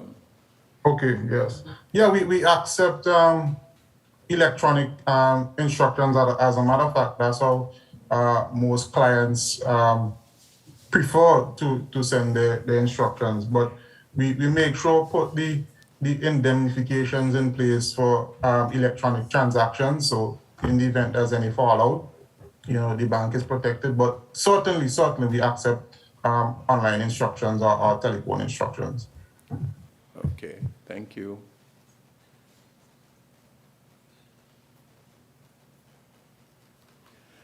Given that the debt to GDP ratio of some countries is higher than the ECCU benchmark set of 60%, and given that these same governments have issued securities on the RGSM, what is the degree of risk involved in this situation for investors? What is the possibility of a default? I'll probably give this to the institutional investor because she did a presentation on how she decide on risk and how to invest. So we'll ask Dominica to respond to it, Dominica, Social Security. Sure. Everything has to be taken in a particular context. And take, for example, the global situation where COVID has put a lot of countries' debt up. There were times when the countries, the participating governments' debt was 62% to GDP.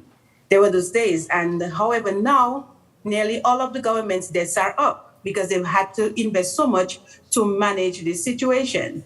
And so within that context and listening to the information contained in their budget presentations, what their plans are, you can then begin to gauge where there would be a number of years. You would also take into consideration the country reports. You look at the history of performance, and then you also consider where the IMF and the World Bank and so on say that they will be, where their projections are.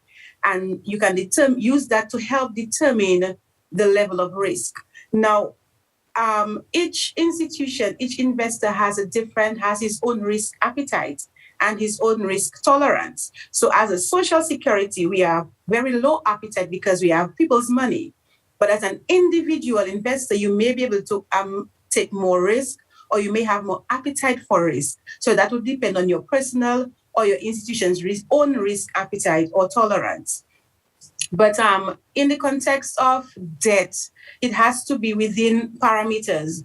And for now, nearly all of the countries' debts are up because of the efforts in managing this global phenomenon. Question to Mr. Sylvester now in his role as a permanent Secretary of Finance.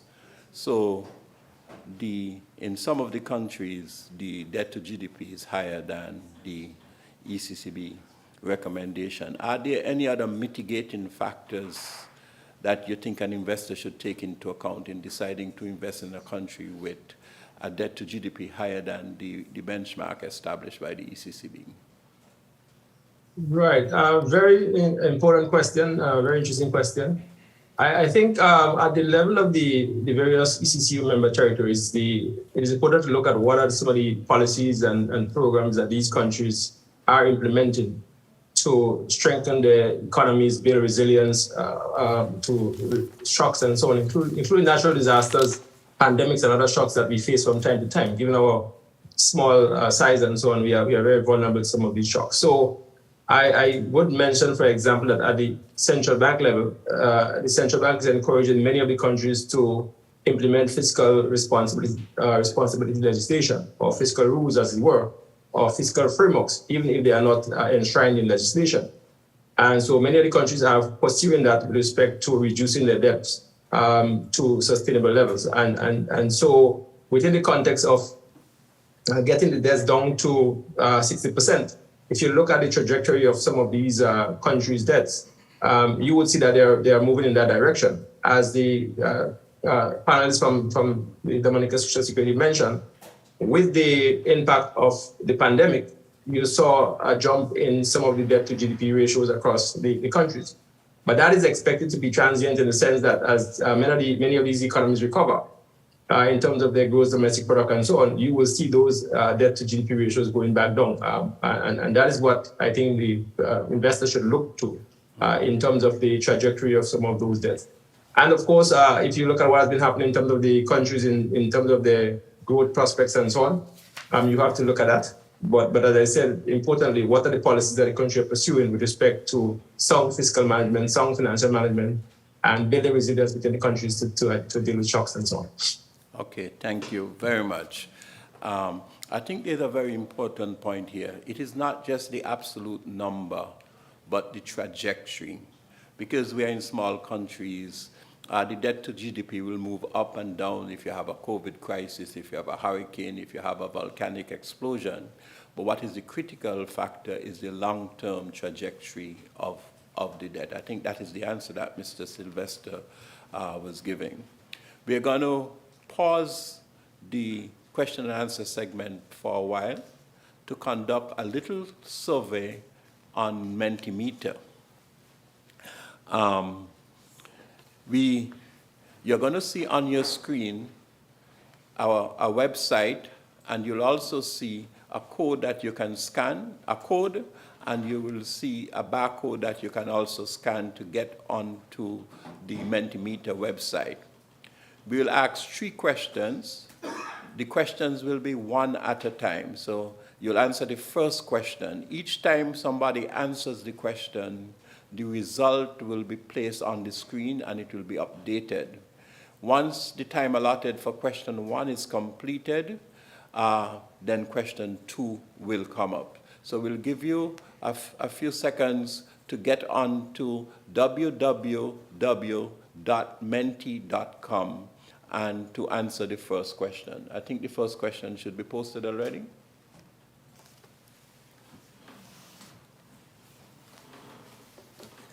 Yeah, thanks.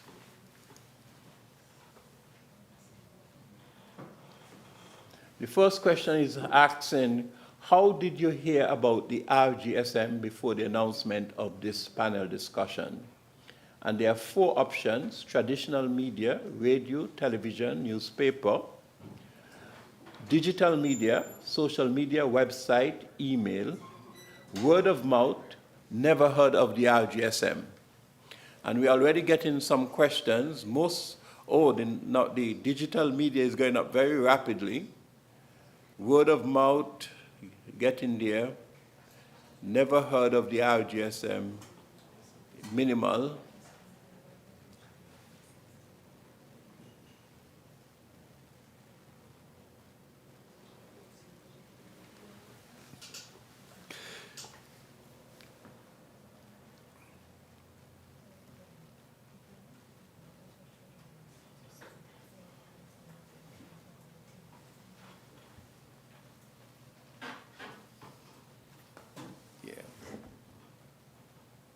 Okay, got it. See, I have on my glasses.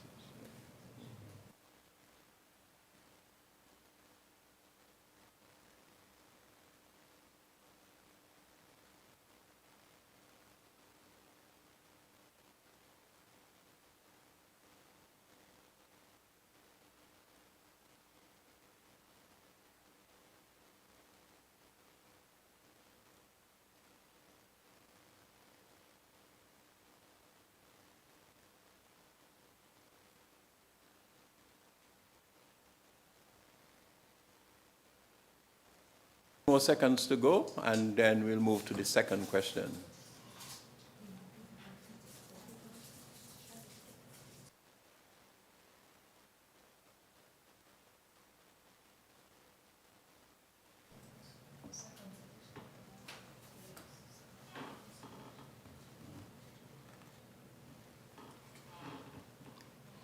Second question, are you interested in investing in the RGSM?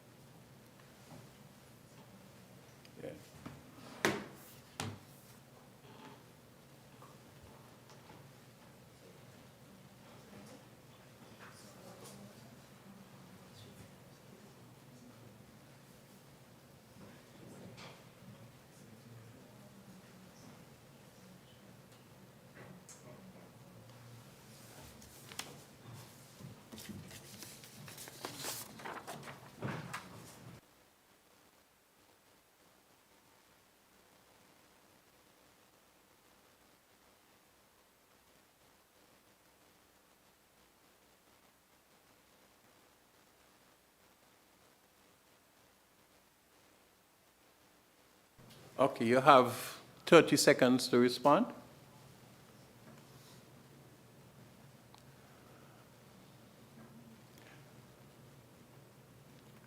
What we are seeing from this question is 40 persons are interested in investing in the RGSM. I'm hoping that the information here presented was useful in that regard and in persuading others.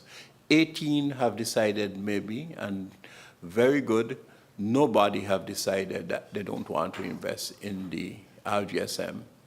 In the first question, in terms of the media, by far the biggest means by which people got information was digital media.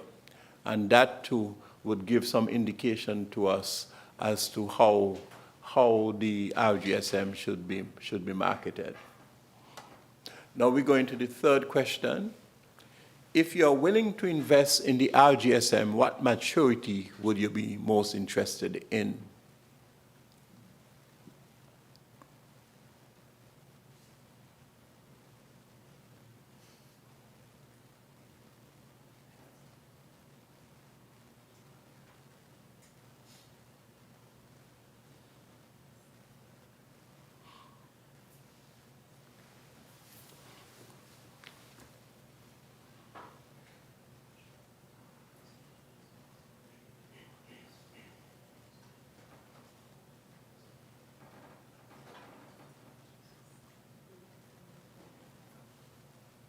Okay. Okay, this is a very interesting result. We have 43 persons in the 1 to 5 year, the medium-term securities, 11 persons in the short-term securities and the 6 persons in the over 5-year securities. This should give us some indication as to where interest rate is actually moving up in international markets now, and it probably hasn't caught up here as yet.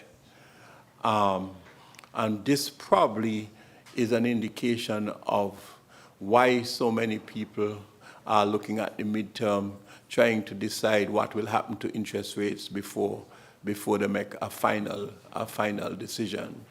But this is also very informative for the governments who are issuing securities. It gives an indication of what people are interested in. We'd like to thank you, and the results of the Mentimeter survey will be used in determination of the policies of the RDCC and the RGSM. Thank you very much. The next item is a dialogue with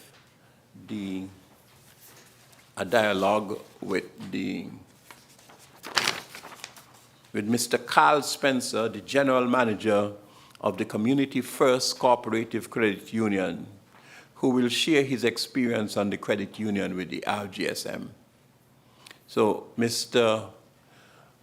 Spencer, tell us about your perspective, or the perspective of the credit union in relation to the RGSM. Good morning to you, Mr. Chairperson, the panelists, and the guests throughout the region and worldwide. The Community First Cooperative Credit Union, we were established in 1959 as a teachers' credit union.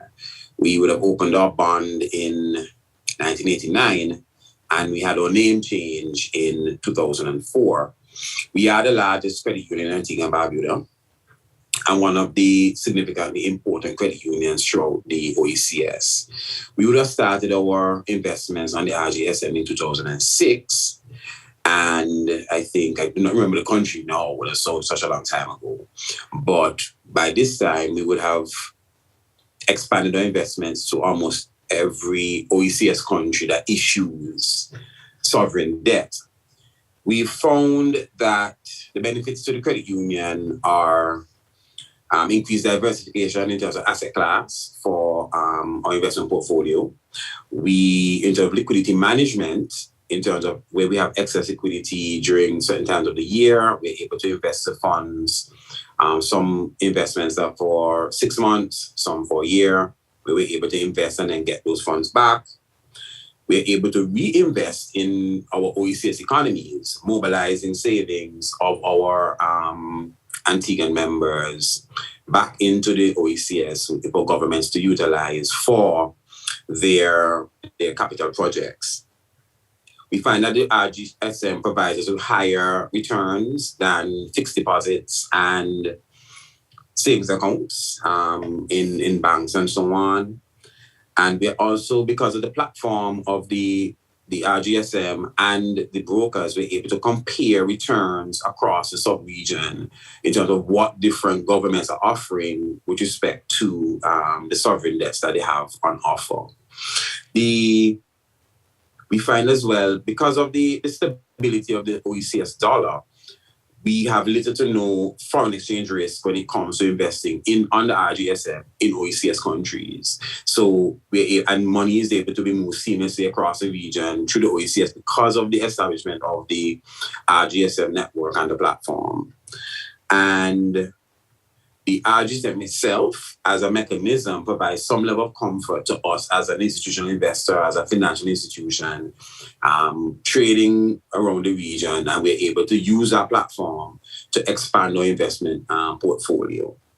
In terms of our key experiences over the years, we found that anytime that our investment matures, we've never had any issues receiving our funds, even during COVID. So if we decide we need to get some funds back once they mature, the funds are in our account within the next day. And I think I heard that Dominica Social Security express that as well. We have seen returns from the inception of when we started to invest. Returns have fallen.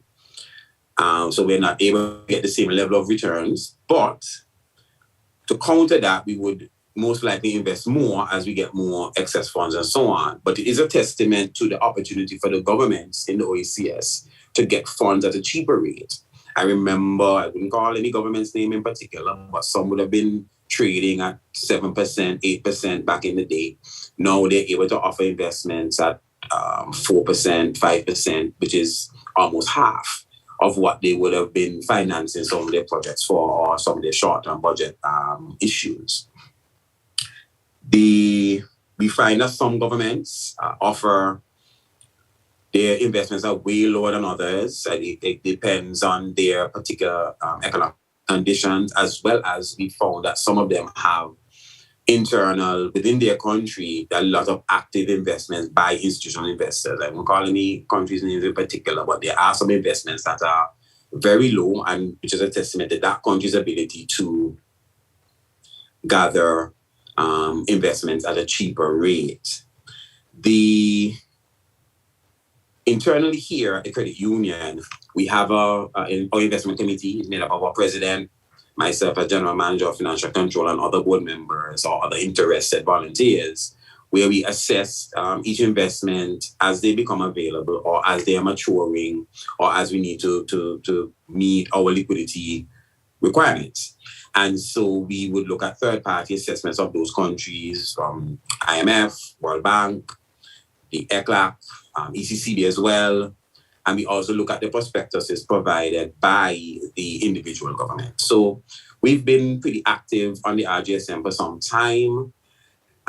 We actually want to congratulate you at the RGSM on this milestone. We will continue to be active investors through our brokers, and we are thankful for the opportunity. But I will ask you only one question. As a credit union, you have a responsibility in relation to the education of your members. You have a responsibility in relation to financial counseling, and you have a responsibility to generally be interested in the well-being of your members. Do you see it as advantageous for your members to invest directly in the RGSM? And do you have training programs, education programs that teach them about the RGSM, teach them about investment generally, and generally promote their well-being? Okay, so I'll answer your question in a second, but we do, because we invest on the RGSM, we're actually able to offer higher interest rates on some of our savings products, and also give higher dividends to our members once we declare one. But in terms of education, one of our mandates as a cooperative institution is to provide education to our membership. We do provide training programs on investment, and we would, of course, have mentioned to them the opportunities available for investors on the regional government securities market, as well as the ECSE, and even through other financial institutions and so on. We would not mind partnering with the RGSM for a specific training program about the regional government securities market, also encouraging our members and by extension the citizens of Antigua and Barbuda about long-term investing, and because if you notice on the middle pole, where in terms of persons wanting to invest between a 1 to 5 year period, that is the persons, they have some short-term goals or medium-term goals that they want to invest some funds. It might be to save for a mortgage or something like that, and they have some funds they want to invest, and they want the best return on those funds, so that when they're ready to do something major, they have the funds available to do so. And so I think there are opportunities for them on the RGSM to get that done. And we don't have brokers here in Antigua anymore. We have had before, but we utilize First Citizens, if my memory serves me correctly, for our brokerage. We would not mind having brokers here, so persons feel more comfortable that they can approach someone they can see, someone they can touch, and have a conversation about how they can get onto the RGSM so that they can diversify their own portfolios. We can only lend to the advancement of our people within the sub-region. Let's ask a question. Have you ever considered brokerage services? And if you did, would your mandate force you to restrict such services to your membership, or you would be able to offer those brokerage services to the Antiguan community as a whole? Okay, so our charter as a credit union does not speak to that directly. It doesn't restrict. We're not restricted, but we were not enabled either. So as a progressive institution, we are always looking for opportunities to provide additional services to our membership to grow their financial education as well as their wealth. And so we would not mind participating in something of that nature so that we are able to build our membership, build our country. If offering those services outside of the institution, that has certain implications with respect to anti-money laundering, CFT, but in terms of onboarding persons that are able to do business with a credit union or any financial institution for that matter. And I think the gentleman from the brokerage firm had mentioned that. So even if you are part of the network already, once you're dealing with a particular financial institution or any agent, we must have our own information about you or to know you, so we're able to interact with you on an easy basis. Okay, that's good. Yeah, thank you very much. I hope that we, credit union members in particular, have benefited from this discussion.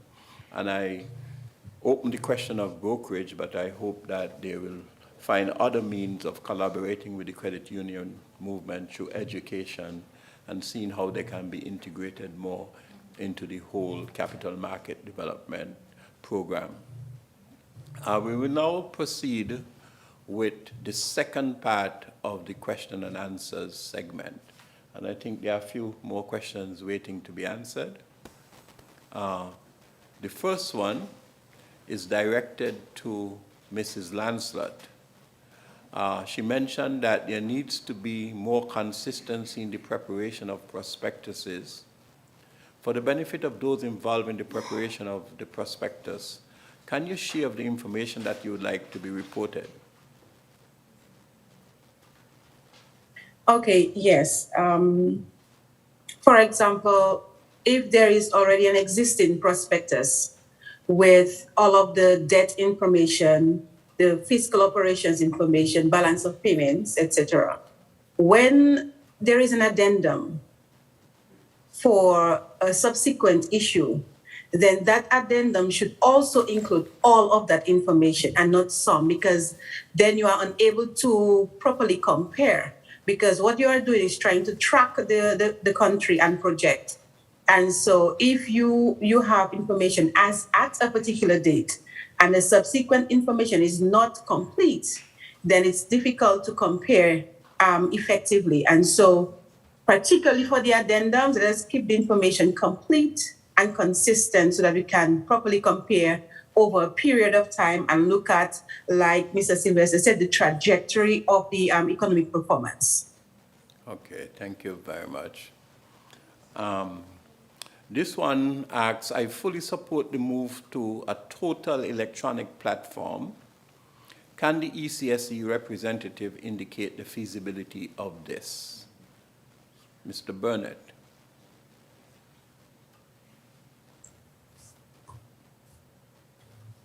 Sure. Our platform that we use for the auction is fully electronic. The brokers are able to log in to the trading platform from the office. They are able to enter the bids from the office, and all the settlements that takes place after the trades have been executed, it's all done electronically. So our operations from the bids being entered by the brokers in the auction process to the settlement of those auctions to the trading and settlement of trades in the secondary market, it's all fully electronic at this point in time.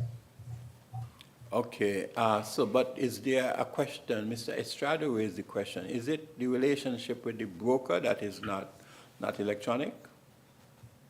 Well, I think the relationship between the broker and their client when it's being established, I think that if that's the question about becoming more electronic, I think Lawrence, you might be better positioned to talk about areas that could be can be improved in that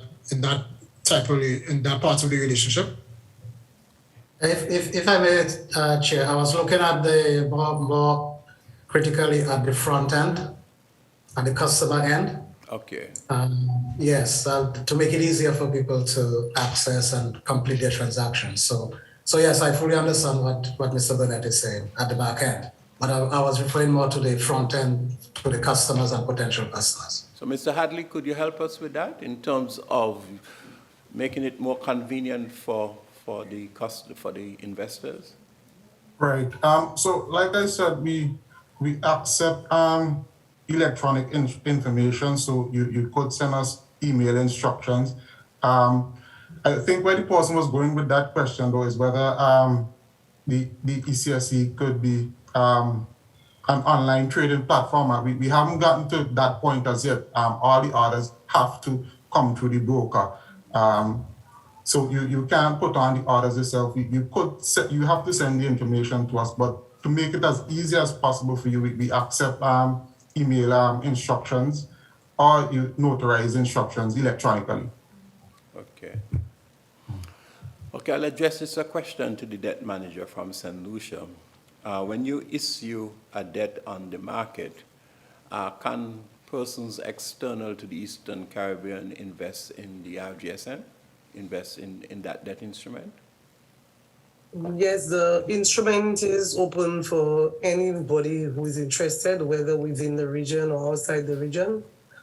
This potential investor would have to work through the brokers in the region to be able to participate. So the broker, could you help? I am living in New York. I want to invest. Mr. Estrada, where do you live? You live in Barbados? Yes, I do. So I communicate with the broker by email and the phone and so yeah. So is that possible for somebody in New York? I'm directing this at the broker. And does that person have to be a national of the OECS, or they can be a national of any country? Yes, it's certainly possible for somebody in the diaspora, because we have several clients in the diaspora. So for the account opening, we would send them the forms electronically. Those they would have to get notarized and returned to us. But once the account and the relationship is established, we accept electronic instructions. So really, it's no different for residents in the currency union and those who are non-residents. Okay. Yeah. There's another question. Is there added cost to the investor for transferring funds to brokers outside of the investor's country of residence?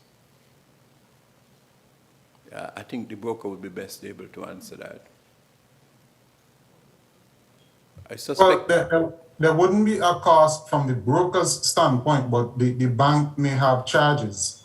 Yeah, if it's wire, there may be exactly. Wire charges. There may be wire fees there. Okay. Has the rising inflation rate been assessed to align with the interest rates of the Treasury bills? I will give that. Have any panelists not have a question yet? Okay, I will give that to the chairman of the RDCC. Has the rising interest rates been assessed to align with the interest rates of the Treasury bill? Rising inflation rate. I suspect that's a market issue. I don't know that you can align them, especially because it's an auction process. But yeah, it'd be good to hear it from you. Right. Yeah. So I think it depends on the country again and what their profile, ability to raise financing. So if there is a situation where a country is trapped, quote unquote, and they need to raise financing, of course they would need to offer a higher interest rate. And some of those instruments can be linked to the interest rate. So you could have, for example, an inflation-linked bond or treasury bill, if you want to call it that. And so in that context, you could have that kind of relationship. But generally, what has happened, what is happening on the market is that because there is quite a bit of liquidity there, and persons are actually competing for the investments, that is driving interest rate down, and that is the benefit to the countries in terms of being able to raise funds at the least cost. So I think in that context, I would respond. But you may have situations where a country may want to offer a different kind of instrument that is linked to, say, inflation rate, which could be higher than what is being offered now in a competitive sense.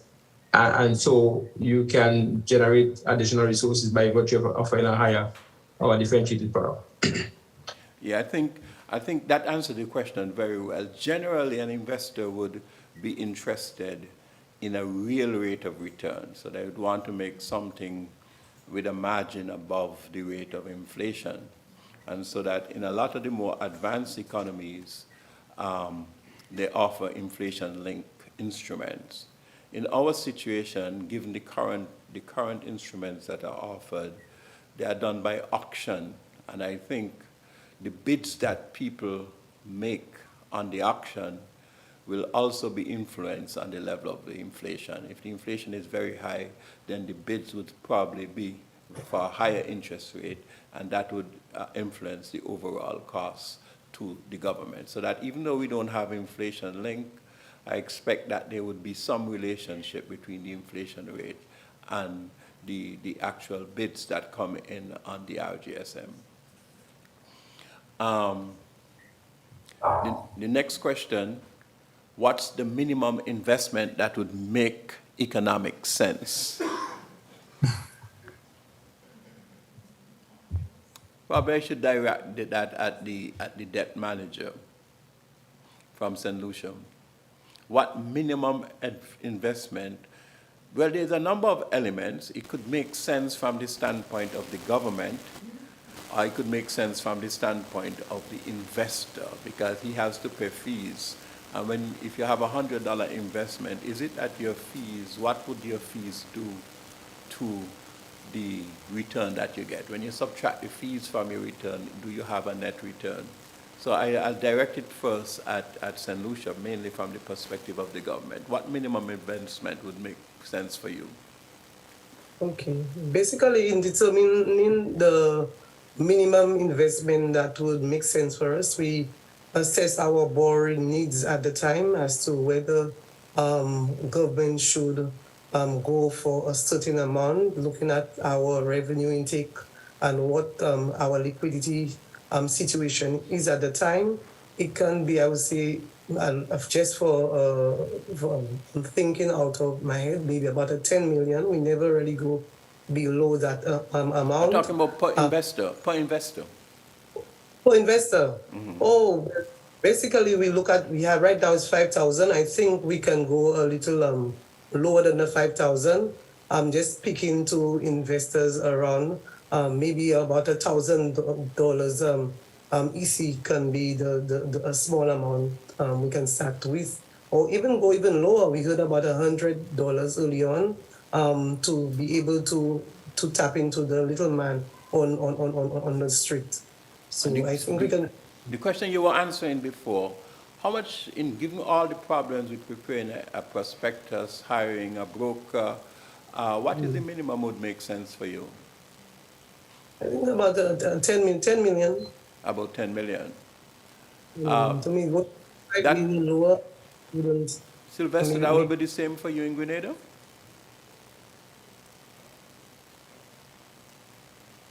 Yeah. You need to unmute your mic. Unmute your mic. Right, sorry. I see most of our instruments would start around the $10 million mark. $10 million mark. And upward, yeah. Mm-hmm. Okay, that's great. Okay, the next question is for the debt manager of St. Lucia. Where can persons find information in country on the securities to be issued? As I indicated in my slides, we have it on the Department of Finance website, the government website, the ECSC website, through the brokers too. We use the local newspaper sometimes. So these are the areas that are currently available for an individual to get information on a government security offering.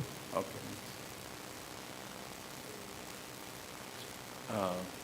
So this is the last question. So we'll have one more question, and then we'll ask the panelists to make a closing statement, not a closing speech, a closing statement. What are the fees for an investment valued at $5,000? I'll put that at the broker.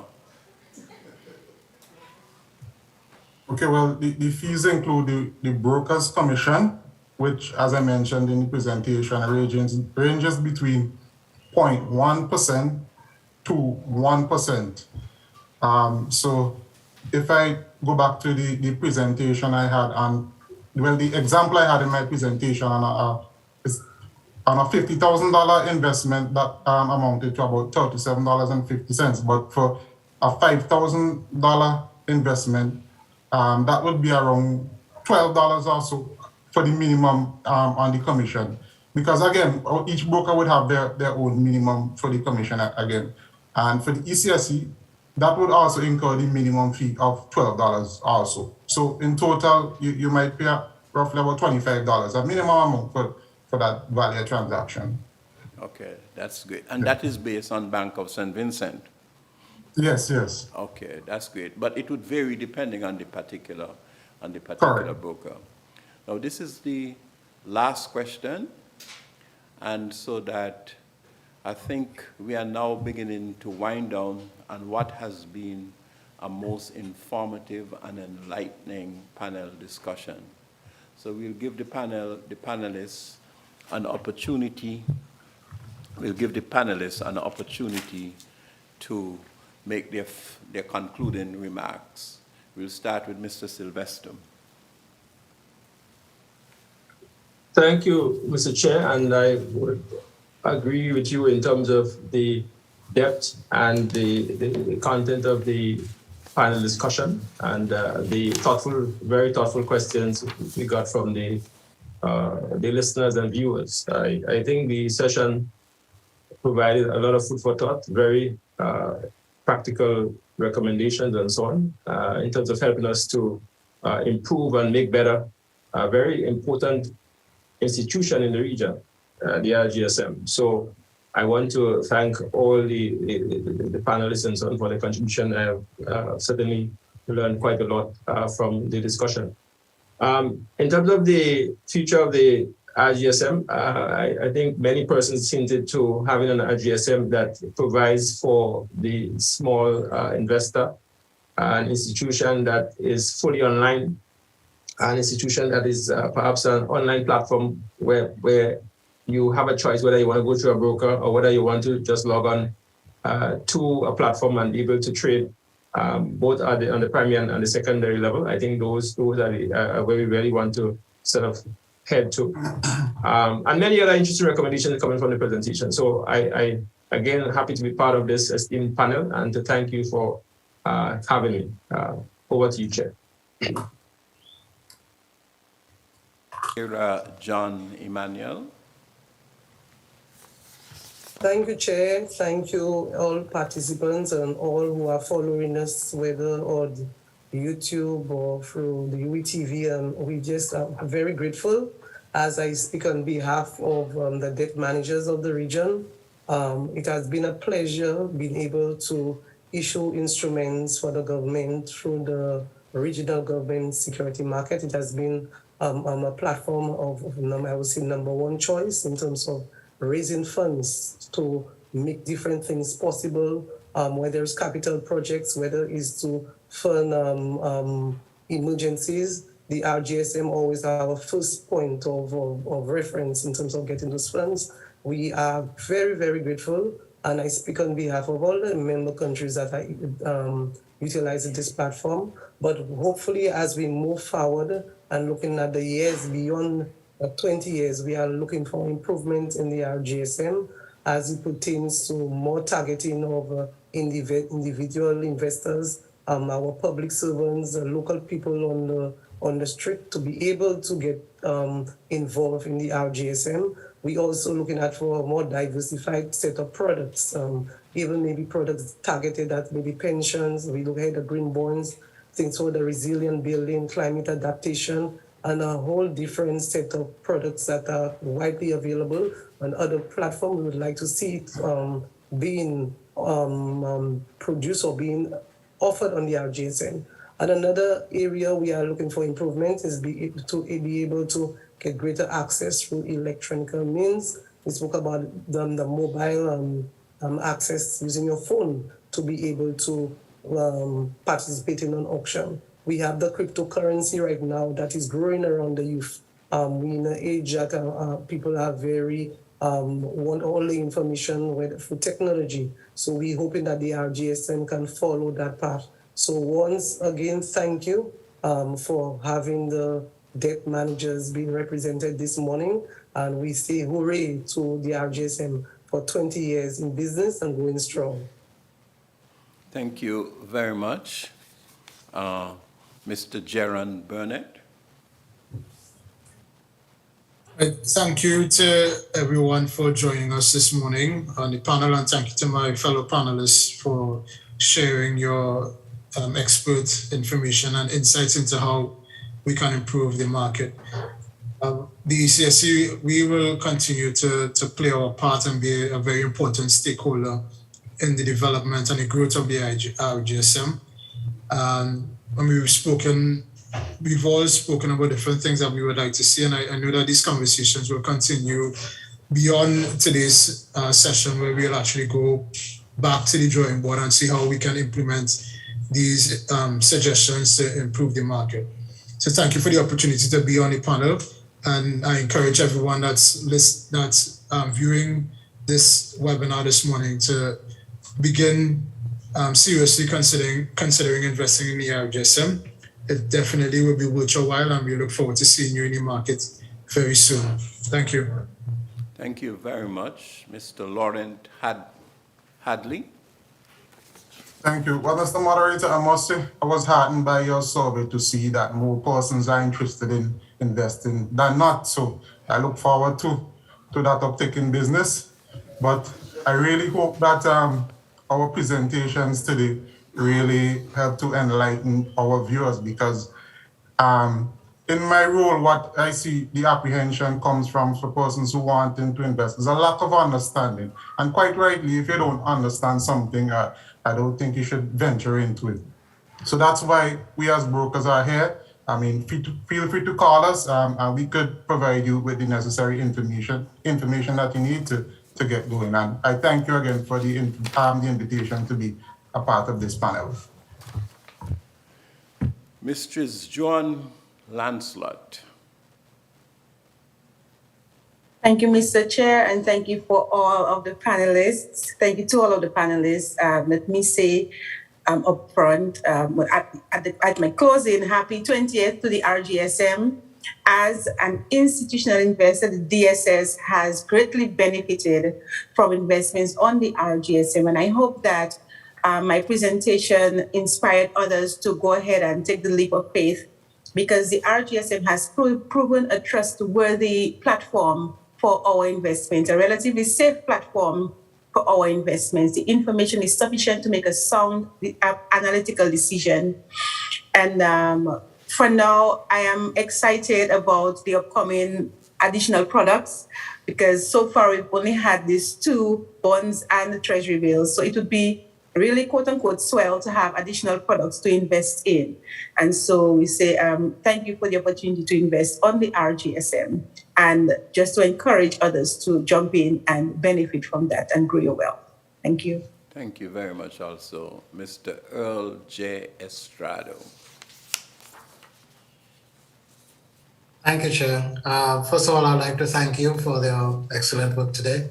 Thank the other members of the panel for their contributions, and the participants outside of the conference. I think we all learned a lot, and I also want to thank the people in the background who made this work. So just two comments in terms of the sort of broad vision. I think we have an institution that and you mentioned it, that mobilized $13 billion. This is not any small change to sneeze at in these small countries. So we have an excellent institution, well governed, well managed, well regulated, and I think now at 20 years is the time to make the next leap forward. I would like to see us take all the ideas on board and maybe canvass a few more of the people of the region. But we need to take the next leap forward. As a region, we need to look inward because we have resources that we can mobilize, financial and otherwise. So I think generally we need to look at what we have that works for us instead of looking outside.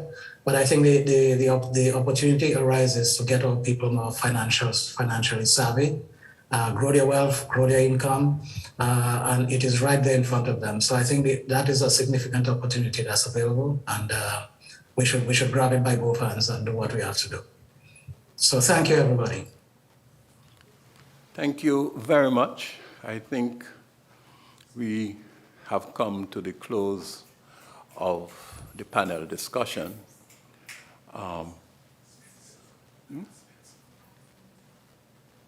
Oh, Spencer, sorry, Mr. Spencer. Your concluding remarks on behalf of the credit union.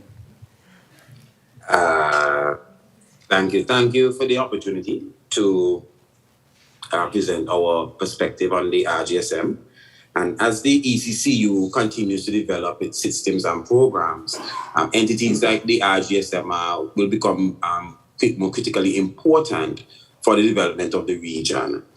We want to continue to say happy 20th anniversary to the RGSM.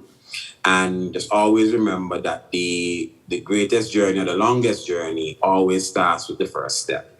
And so we believe that 20 years ago, when the ECCB would have established the ECSC and the RGSM, it started with that first step. And we are billions and billions of dollars ahead now. So we want to say congratulations again from Community First, from Antigua and Barbuda, from all the investors that have been able to benefit. Recording stopped. Okay, thank you very much. I would really like to thank the panelists. I think Recording in progress. I think the panelists did considerable research, and they also gave us the benefit of their tremendous experience. And I would say across the panel, the experience with the RGSM was a good one. As one panelist said, it was difficult to find any faults in relation to the RGSM. I think all have identified that there are some areas where we can expand further. One of the areas is, of course, the development of the secondary market. Part of that process relates to how do you change the culture, because certainly in the currency union, most people invest to hold. They are not traders, and we don't have a trading culture. But over time, we have to demonstrate to people that that trading do offer some flexibility in the investment arena. And over time, we have to show that there can be some advantages of actually buying and selling outside of the maturity date. This panel discussion would not have been possible without the exceptional support of the Central Bank, the RDCC, the Eastern Caribbean Securities Exchange. The communication back and forth was tremendous. I will not call any names simply because I don't want to miss out any, but the support has been tremendous. As we celebrate the 20th anniversary, I think we need to give thanks to a number of institutions that has made this work. One of them is the Central Bank, which has been the initiator of this process. I recall being a member of the board of the central bank at the time and being the first chairman of the RDCC. And it involved a tremendous amount of work, a tremendous amount of research. There were tremendous amount of doubt around the region concerning capital markets. People felt that we were too small, we would not get the benefits that we expect, but it has happened. And these institutions, the Central Bank, the RDCC, the Eastern Caribbean Securities Exchange, the Regulatory Commission, all of them have played very, very significant roles in the development of capital markets generally and in the development of the RGSM. In closing, I would like to say that the information that has been presented here should not only inform people, but it should also persuade them to heed the words of the theme of this discussion: grow your wealth, protect your financial health through government securities on the regional government securities market. Thank you all very, very much for a most productive and a most interesting and enlightening experience. Thank all of the panelists in particular and all of the support team. Thanks. Thank you very much.